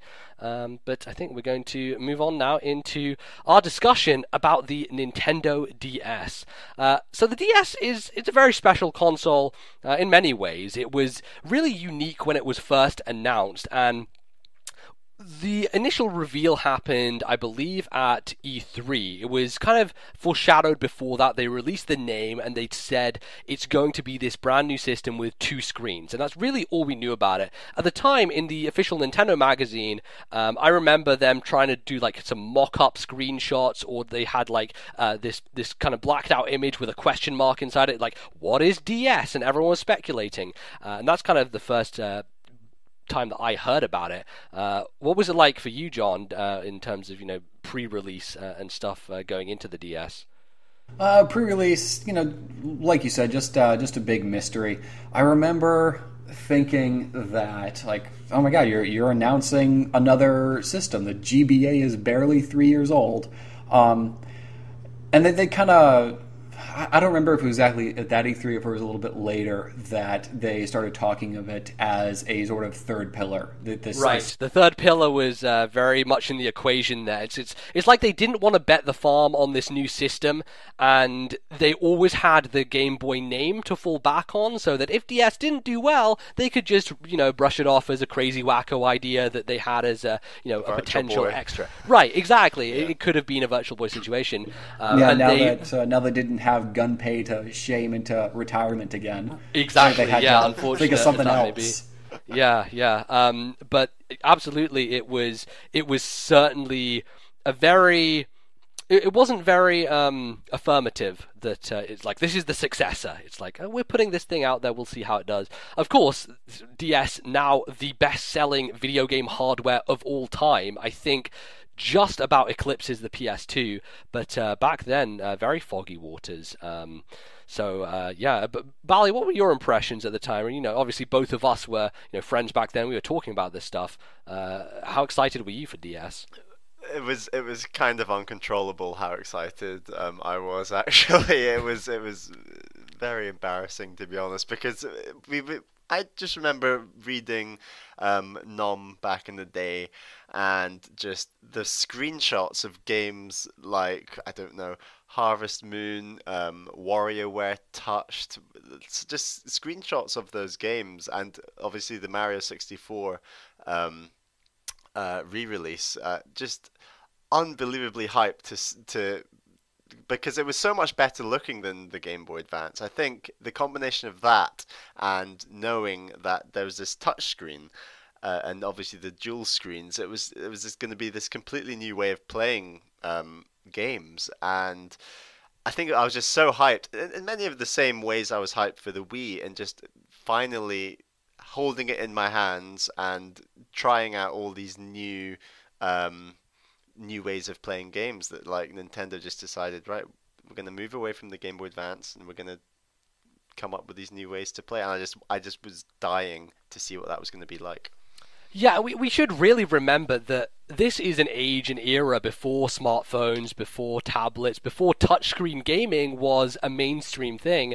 Nintendo were doing something very strange and crazy, and in the end, I'm sure that they were very glad they did it because it worked tremendously. But it was a kind of time of possibility and exciting things. That what are they going to do with this system, and how is this going to work between the two screens? There were lots of cool features to it, and another big thing about it was they announced that it had Wi-Fi, and I think this was something that I kind of underestimated throughout the DS's life cycle. But the fact that it was online and that you could play games online was a huge deal. And honestly, if that hadn't been in there, I probably wouldn't be sitting here doing this podcast right now because of the route that it led me down, doing Pokemon and making a YouTube channel and, building up an audience and, doing, talking about this stuff right now. So I think that can't really be underestimated.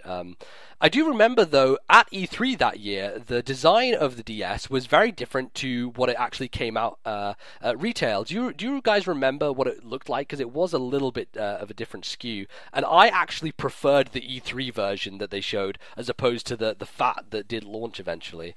Yeah, it was more. There wasn't like an edge to the screen necessarily. Yeah, it felt more soft on the edges. The bit of plastic that sort of went over the bottom screen and the top screen was much larger than it ended up being, I seem to remember. Yeah. So I don't know. That was one thing I was a little disappointed at, but we did eventually get to the launch of the system, which had some good games. Nothing kind of mind blowing, but at the time I had never played Mario 64 before. I'd had experience, going through it at friends' houses, but I'd never fully immersed myself. And I actually never owned an N64. Bally, you did, but I don't think you did play Mario 64. No, I never. I only owned Mario 64. Years and years and years later, because I actually found it at school. It was it was in a common room that was getting cleared out, and no one was claiming it. So I took it basically. Just stole the video game. Yeah, but I've never actually played that version. So yeah, Mario 64 was completely new for me with the DS launch as well. What were the games you were looking forward to, John, then? I'm assuming that you would have played Mario 64 before this system came out. Yes, indeed. There wasn't really a particular game that I was looking forward to that I was aware of when it launched. It launched in 2004, in November 2004 in North America, but that's okay. Yeah. I mean, for the purpose of this conversation, nobody gave a shit in North America about the DS until 2005, so right. It all works out. But I played a lot of Mario 64 DS, which is a game that I had played many times before. After that, it wasn't until about June that I picked up Kirby Canvas Curse. And I wasn't even fully aware of that game until a few months after or before it came out. I think a lot of people herald Canvas Curse as the real beginning of the DS's life. That was the game that came through on the promise of touchscreens and came through on the promise of this innovative new thing. It was fresh, it was cool, and it worked. And a lot of the games before that, Yoshi Touch and Go and fucking Pack Picks. Right.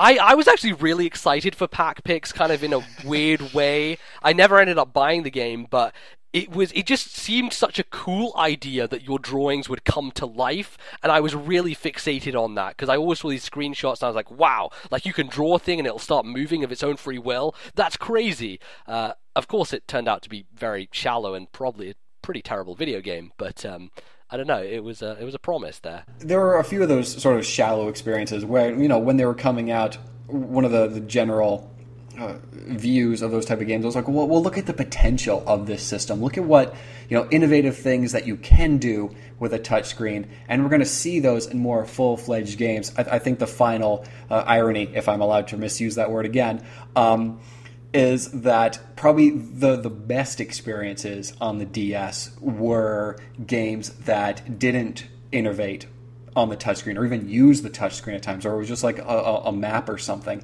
And that's one of the beautiful things about the DS is that it struck that balance between innovation and traditional experiences so incredibly well.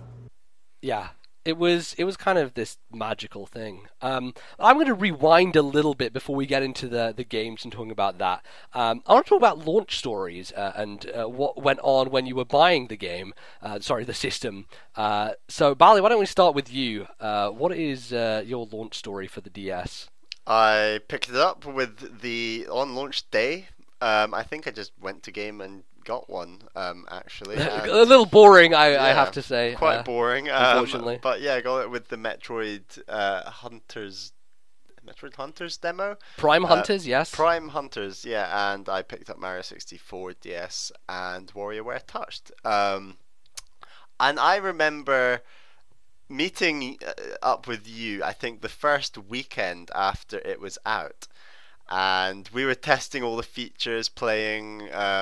Did Mario 64 have multiplayer? I think it did. Yeah. Yeah, it had that yeah. weird multiplayer mode where you had to basically go after stars and like jump on each Yeah. other's heads and stuff and stop each other. And So we did something like that. Did it have multiplayer on the mini games, or did they? I think they might have saved that until New Super Mario Brothers for the. They did. What they did do, I think, like, remember the slide secret level in Mario 64? That Yeah. was part of the multiplayer. You could race Yeah. against each other down Yeah. that slide.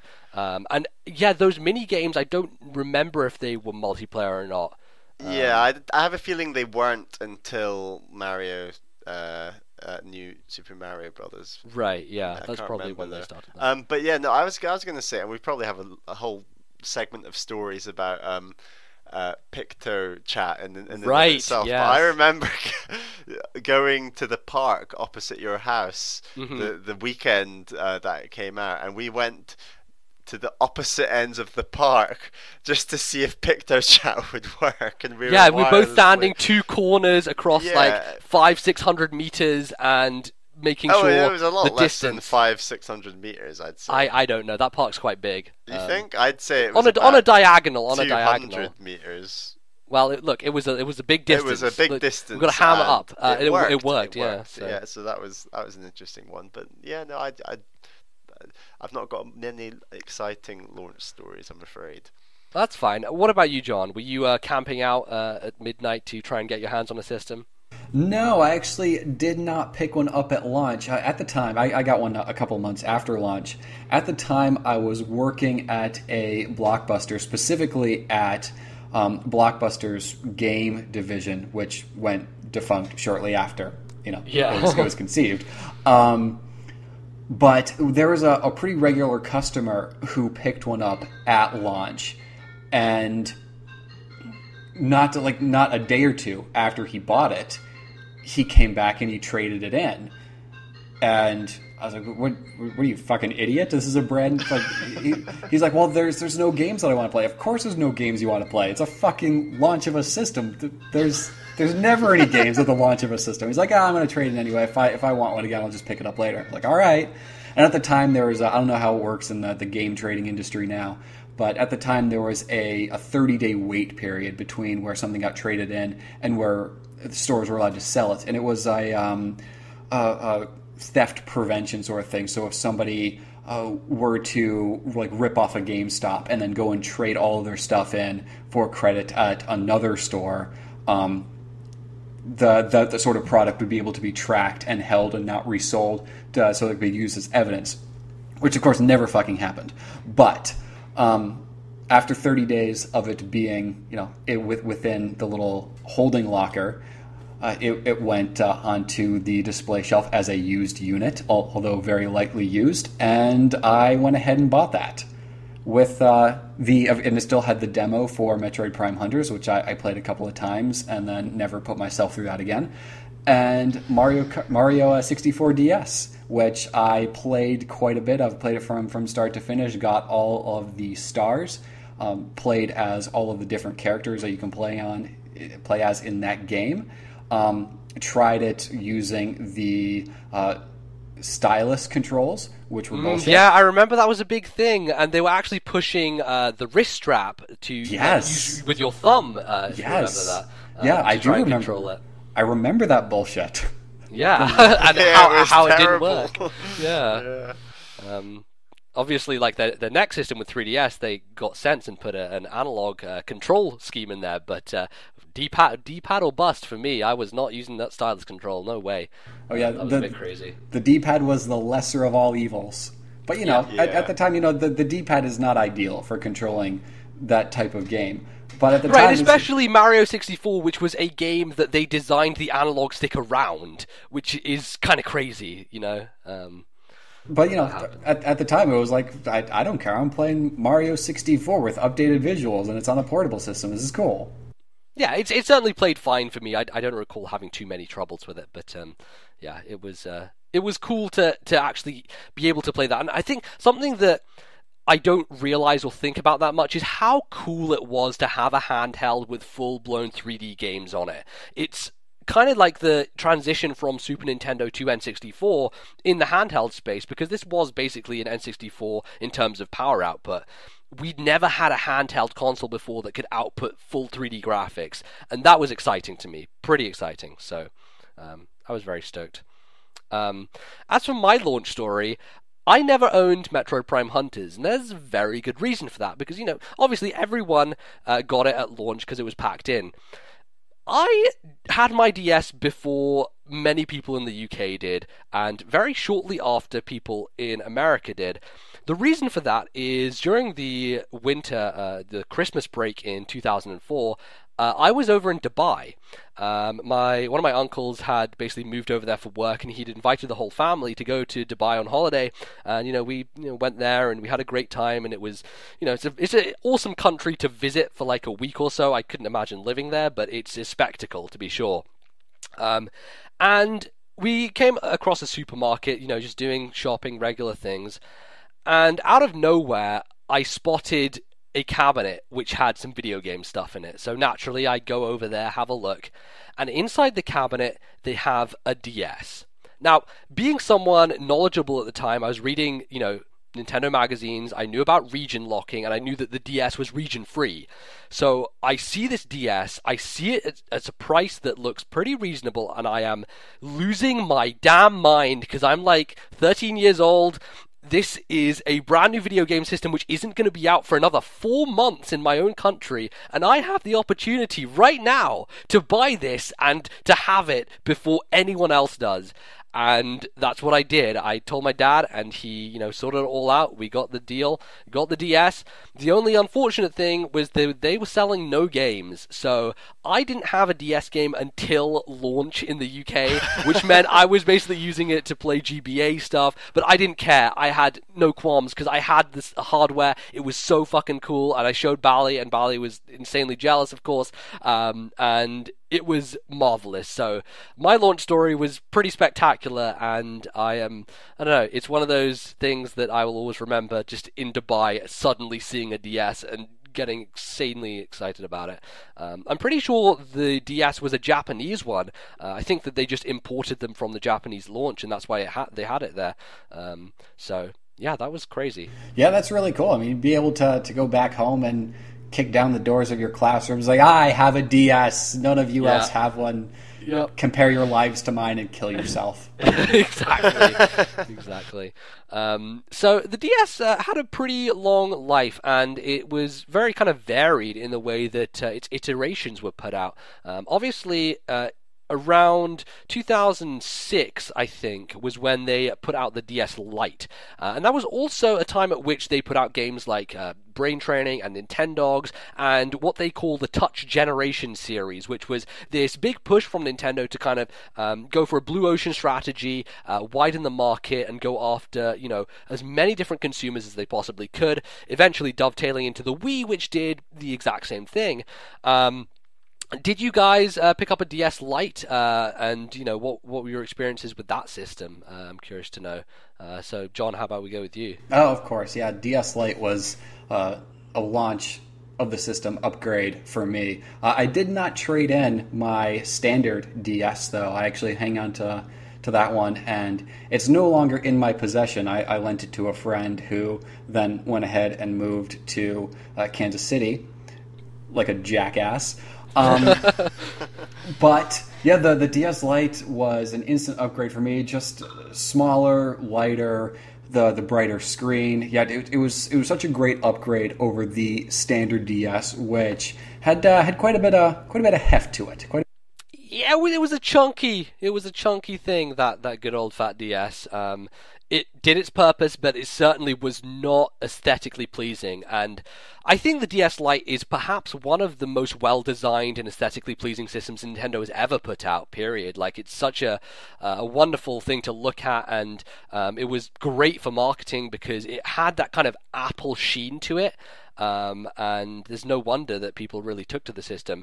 The thing about brightness is a big thing as well, and I remember very clearly, Bally, that you had got a DS Lite before I did, and remembering putting the two alongside one another and comparing the brightness, and I was blown away. It was literally night and day, the difference.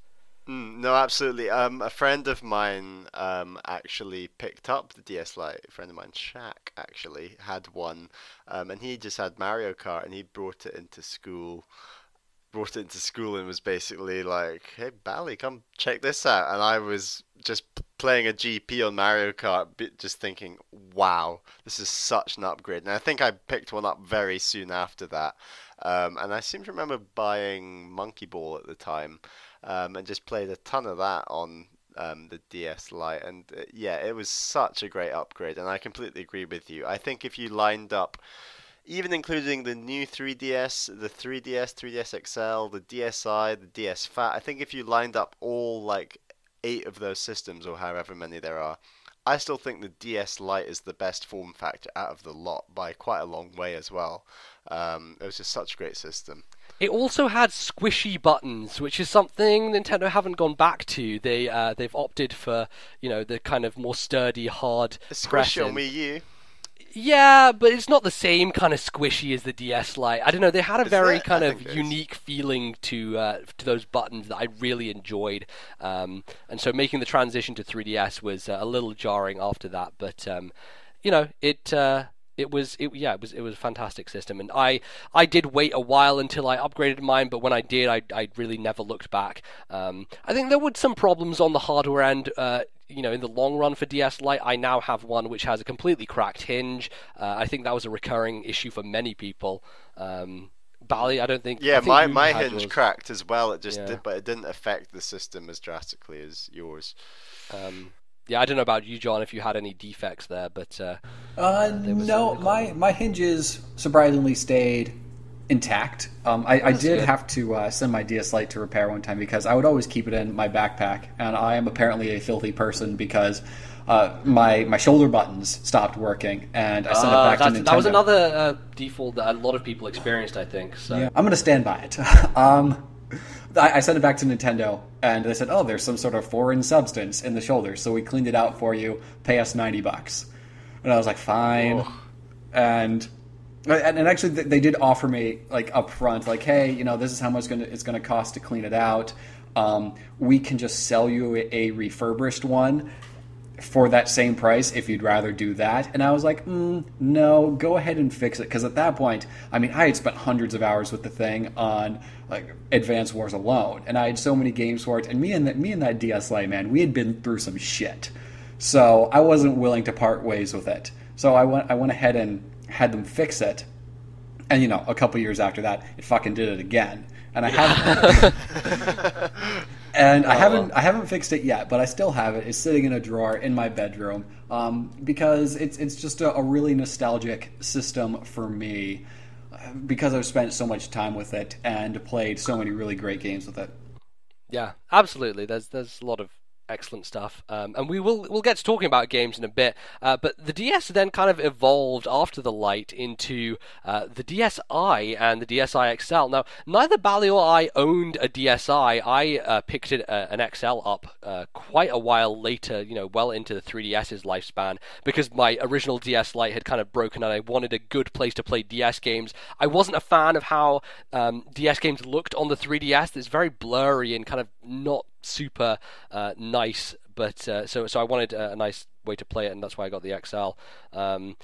This was Nintendo's first kind of experimentation with digital, marketplaces on a handheld with the DSi store. So I'm interested, John. Did you have a DSi XL or a standard one, and what was your experience with DSiWare, if any? No, actually, I didn't have a DSi. My first experience with a sort of Nintendo online shop was on the Wii, and then on a handheld, of course, with the eShop on the 3DS. But I actually did not upgrade my DS Lite until the 3DS came out. But since then, I've actually got to experiment a little bit with the DSiWare shop, which is garbage. Yeah. Because I actually found a DSi at a Walmart. I was like... in a Walmart, and I was like, I don't know, down like the breakfast cereal aisle or something, and there was an orange DSi just sitting on like the Captain Crunch or whatever. And I looked up and down the aisle. There's a couple of people there. I look at the DS and I hold it up and say, did anyone lose a DS? And, of course, they all give me that glazed over look like, what are you talking about? So I was like, okay. This crazy guy. No one's claiming it. This is now mine. So now I have an orange DSi, which it finds out that it was like a special edition system that they had a limited run of. It was like a Christmas system. They like released a green special edition and an orange special edition DSi in North America for Christmas one year. Because when I think Christmas, I think orange. Right. I mean, who doesn't? But there it is. I have this really cool orange DSi, which I actually use quite a bit still for nuzlocking purposes. Oh, excellent. Yeah, the DSi store was a weird thing. It wasn't... It still exists. It still exists, and it's this kind of weird relic to the point where even the Four Swords thing that you downloaded on 3DS has to be stored in the system memory instead of on the SD card of a 3DS system. There's some weird architecture stuff that stayed around from that era, and we can even still see today, but... I don't know. It was a good experiment, and it was good for them to get it out of their system so that they could pave the ground for the eShop that came later. And I think it was better for it, quite honestly. So we are now going to transition to talking about some of our favorite games on the system. There were a lot of classics on DS, a lot of things that we maybe want to be released on the DS Virtual Console. So how about we kind of lump those two together? John, what games were your favorite that you played on the system overall, and what would you like to see come to the DS Virtual Console? One of my favorites for the DS was Advance Wars Days of Ruin.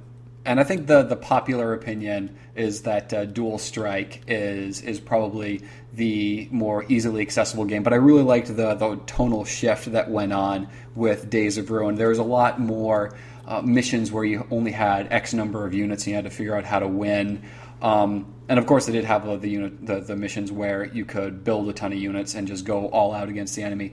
But I think that it's a much more scaled back version of Advance Wars, especially when compared to Dual Strike, the first Advance Wars game on the DS, where there were Neo tanks and Mega tanks and these huge, really powerful units that if you could get a couple of them, you could just mow down your enemy pretty easily.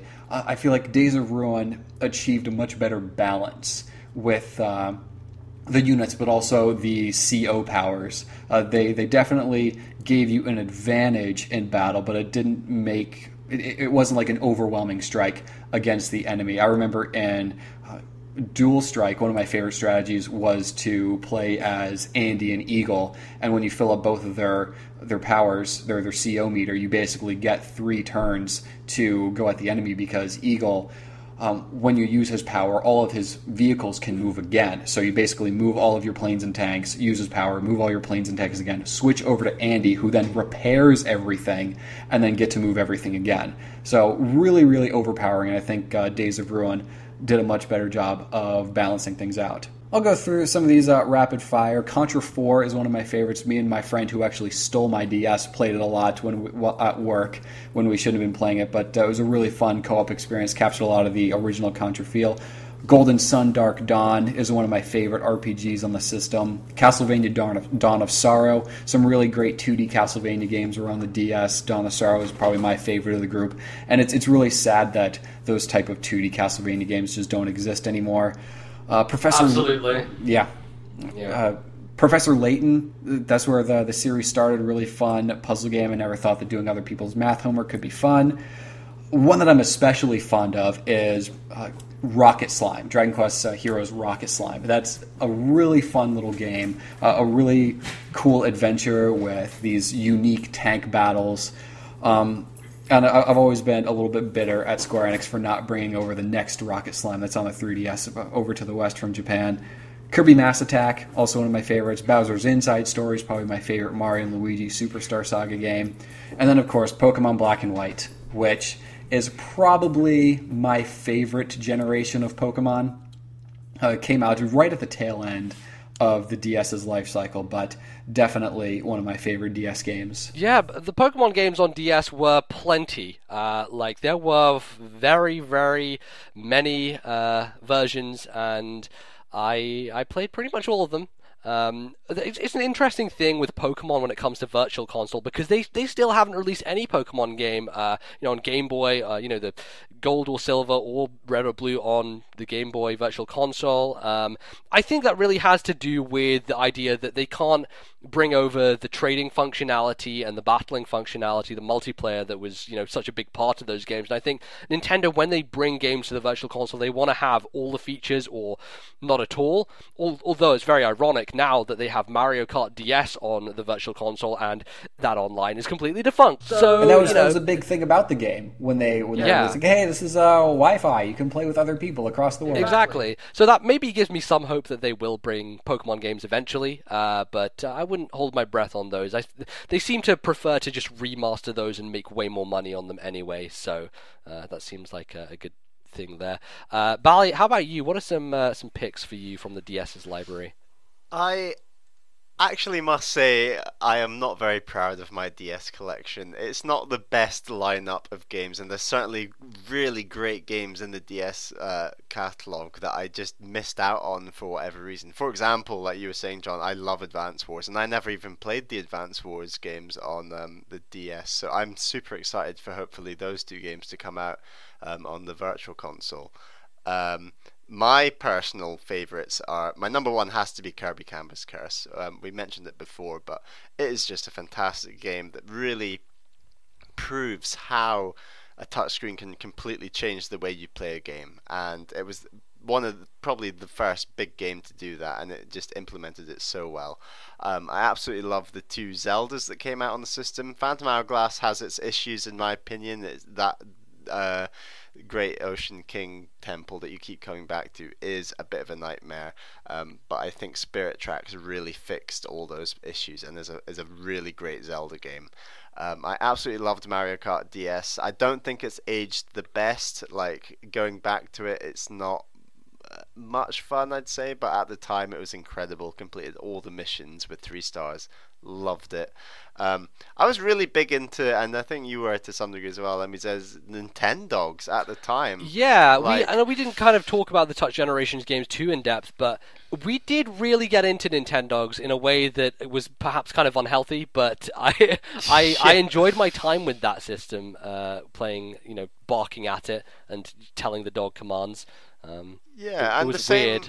For me, with like Big Brain Academy and Brain Training, like both of them were kind of those Touch Generation games that I would never really consider going back to at the moment, but at the time they were just a great fun and a different way of playing games. And it worked well. I absolutely loved WarioWare Touched. I think after Twisted, that's probably the second best WarioWare for me. So I've really enjoyed that.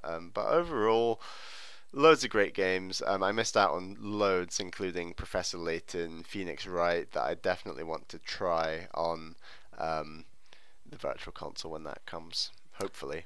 Yeah, and I hope that has a long and healthy life with many releases. Although looking at what they've released so far for the Wii, that maybe not the case. But actually, we'll guys, hold out hope.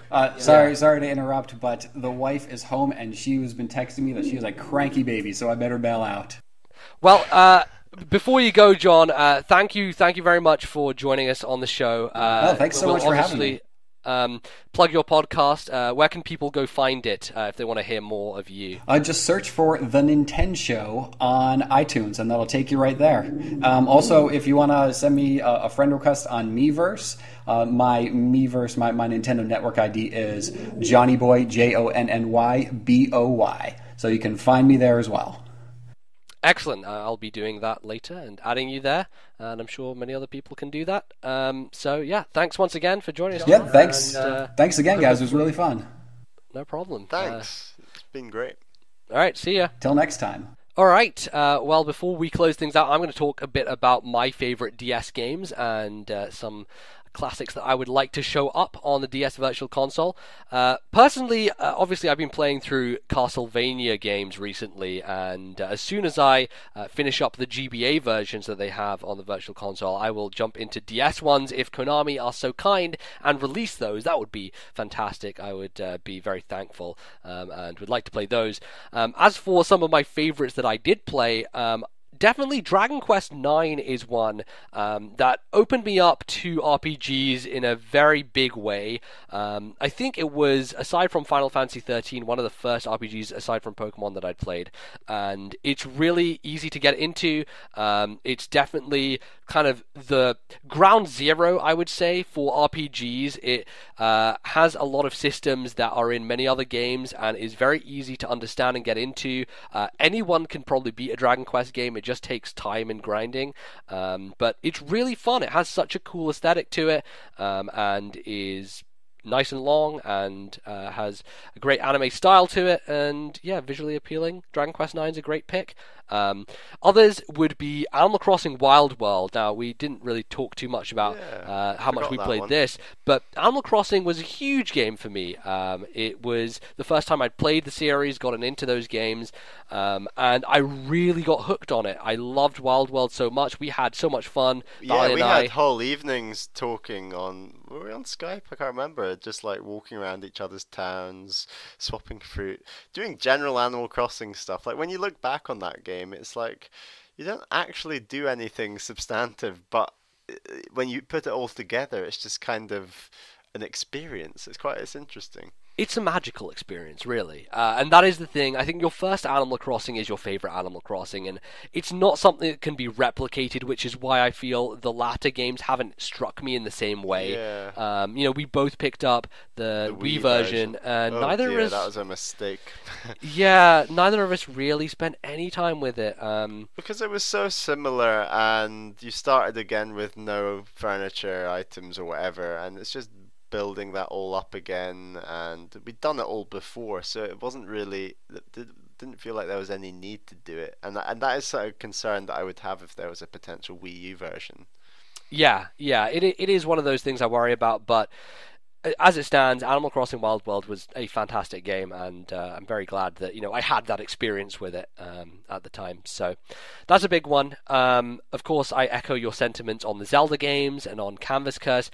I actually would pick out Mario and Luigi Partners in Time as well. A lot of people kind of shit on that game and say it's one of the worst in the series, but it was my first Mario and Luigi game. I thought it was really cool, and I'd never kind of played that style of very active RPG before. You're very involved in the combat and dodging and jumping on enemies and getting the timing right. It's a really cool spin on the genre, and I really enjoyed my time with it. I've still not played Bowser's Inside Story, but I'm playing through Superstar Saga right now as a playthrough on my YouTube channel, so I'm sure I will eventually get to the third entry, but Partners in Time is a good pick. And I think, we've got to talk about Phoenix Wright. The first Phoenix Wright was the game that introduced me to the wonderful series that is, and I've pretty much played most of the subsequent ones, and certainly something that you should eventually dip into, Bally, and I know that you are eventually going to maybe try that series out, but that's a great starting point. And yeah, I think, aside from the old quirks like Metroid Prime Pinball, which is an old favorite of mine and one of those games that my dad is better at than I am, the rare occasion because he is a pinball wizard. When that happens once in a blue moon. Yeah, but he really enjoyed that game, and I enjoyed, playing it and watching him play it because he was so good at it and really unlocked a lot of the stuff in the game for me. So it was kind of a great situation. Thanks, there. Dad. Yeah, it was a good fun time. The DS was great. I think it had very many kind of blue ocean casual titles, and it then had some very my hardcore... collection had all of them. Yeah, pretty much. But the thing about the DS was it actually had a really rich lineup of third parties, and seemingly it was the last time Nintendo had a breadth of content coming from other companies on their system. The 3DS does have some support, but not a huge amount. The DS, I think, is still like the last bastion of where you have a lot of different games from different publishers and different ideas being thrown out there. And that's why it's so rich a library, because you're not just kind of crutching on Nintendo's first-party stuff. There are so many other games out there and available, and it really is a stellar system in general, and one that I cherish for a very long time to come. many DS games that I'm going back to. I should mention I actually have started on Chrono Trigger on DS, which is my next big RPG project, and that is going to be a fun time, so I'm looking forward to playing through that. But I think that pretty much closes us out here for this feature topic discussion. Let's close out the show, Bally, shall we? So once again, I'm going to plug John's podcast, which you can go and check out on iTunes. It is called The Nintenshow. That's NINTENSHOW. You should find it pretty easily on podcasting services of choice, and yeah, I'd recommend you give it a listen. He's a great guy, and we're very happy to have him on the show, our first guest, and good stuff there. You can also find us on the internet in many places, so Bally, why don't you tell people about Twitter and how that's a great place to go? It is a fantastic place to go, and there is one account that is incredibly important that you should all give a follow to, and that is not me or MBZ's account. It's actually the podcast's account. So we have a new account, as you may know, and it is at TNL Podcast. That's at TNL Podcast. So go check it out, and it's the best place to go to get updates on everything. So for example, the last couple of weeks we've done a couple of videos on MBZ's YouTube channel, and if you want to go somewhere that gives you an overall updates on everything that in terms of video content that we might do, and obviously the podcast, it's the best place that encapsulates all of those together. So make sure you go check that out and give it a follow. And then if you want, you can also follow me. I'm at Ballyman91. That's BALLYMAN91. And that's the same on Miiverse for you. Yeah, absolutely. Follow me on Miiverse. I'll be posting plenty of Xenoblade vistas that look beautiful and jaw-droppingly stunning, but they are a little bit pixelated, so... But they're still great. They're still amazing. Amazing. Absolutely. You can find me on Twitter as well. I'm at Lordnbz. Lordnbz on the Miiverse. You can email us, which we got to one email this show, but we need plenty more. We will be returning to emails next time. So send all of those to our email address, which is Bally. ThisNintendoLife@gmail.com. Absolutely. We also should tell you that we heard your concerns. There were some people asking for different platforms for the show to be on. So, of course, you can always find us on iTunes. The best way to, find the show, subscribe to it. You'll get it every week. And also, if you have the time, review us there. That's really important. We've had some great reviews from people. And unfortunately, we don't have them up at the moment. But we will next week be telling you all about those fantastic people who reviewed us. So if you haven't reviewed us yet, there's still time to go ahead and do that, and we will be thanking you on the show next time. So do head on over to the iTunes store. But getting off that tangent, we are now on SoundCloud, so you can find us if you search for This Nintendo Life on SoundCloud. We are also now on Stitcher. Stitcher is, I think, a radio podcast app, and we have been submitted and accepted on Stitcher, so you can find us by searching This Nintendo Life on that platform as well. We're everywhere, Bally. We're literally taking over the podcast world. I'll tell you what. Speed of light. Absolutely. And that is pretty much it. I don't think there's anything else to mention unless you have anything, Bally, to close the show. Yeah. Hopefully have some more guests in the future. Yeah, that was great fun. Really great. It's good fun. Yeah, absolutely. Everyone gets a bit sick of our British voices. Yeah, we've got to throw in the Americans every now and then. Absolutely. So look forward to more of that in the future. But for now, thank you for listening, and we will see you next time. Goodbye. Bye.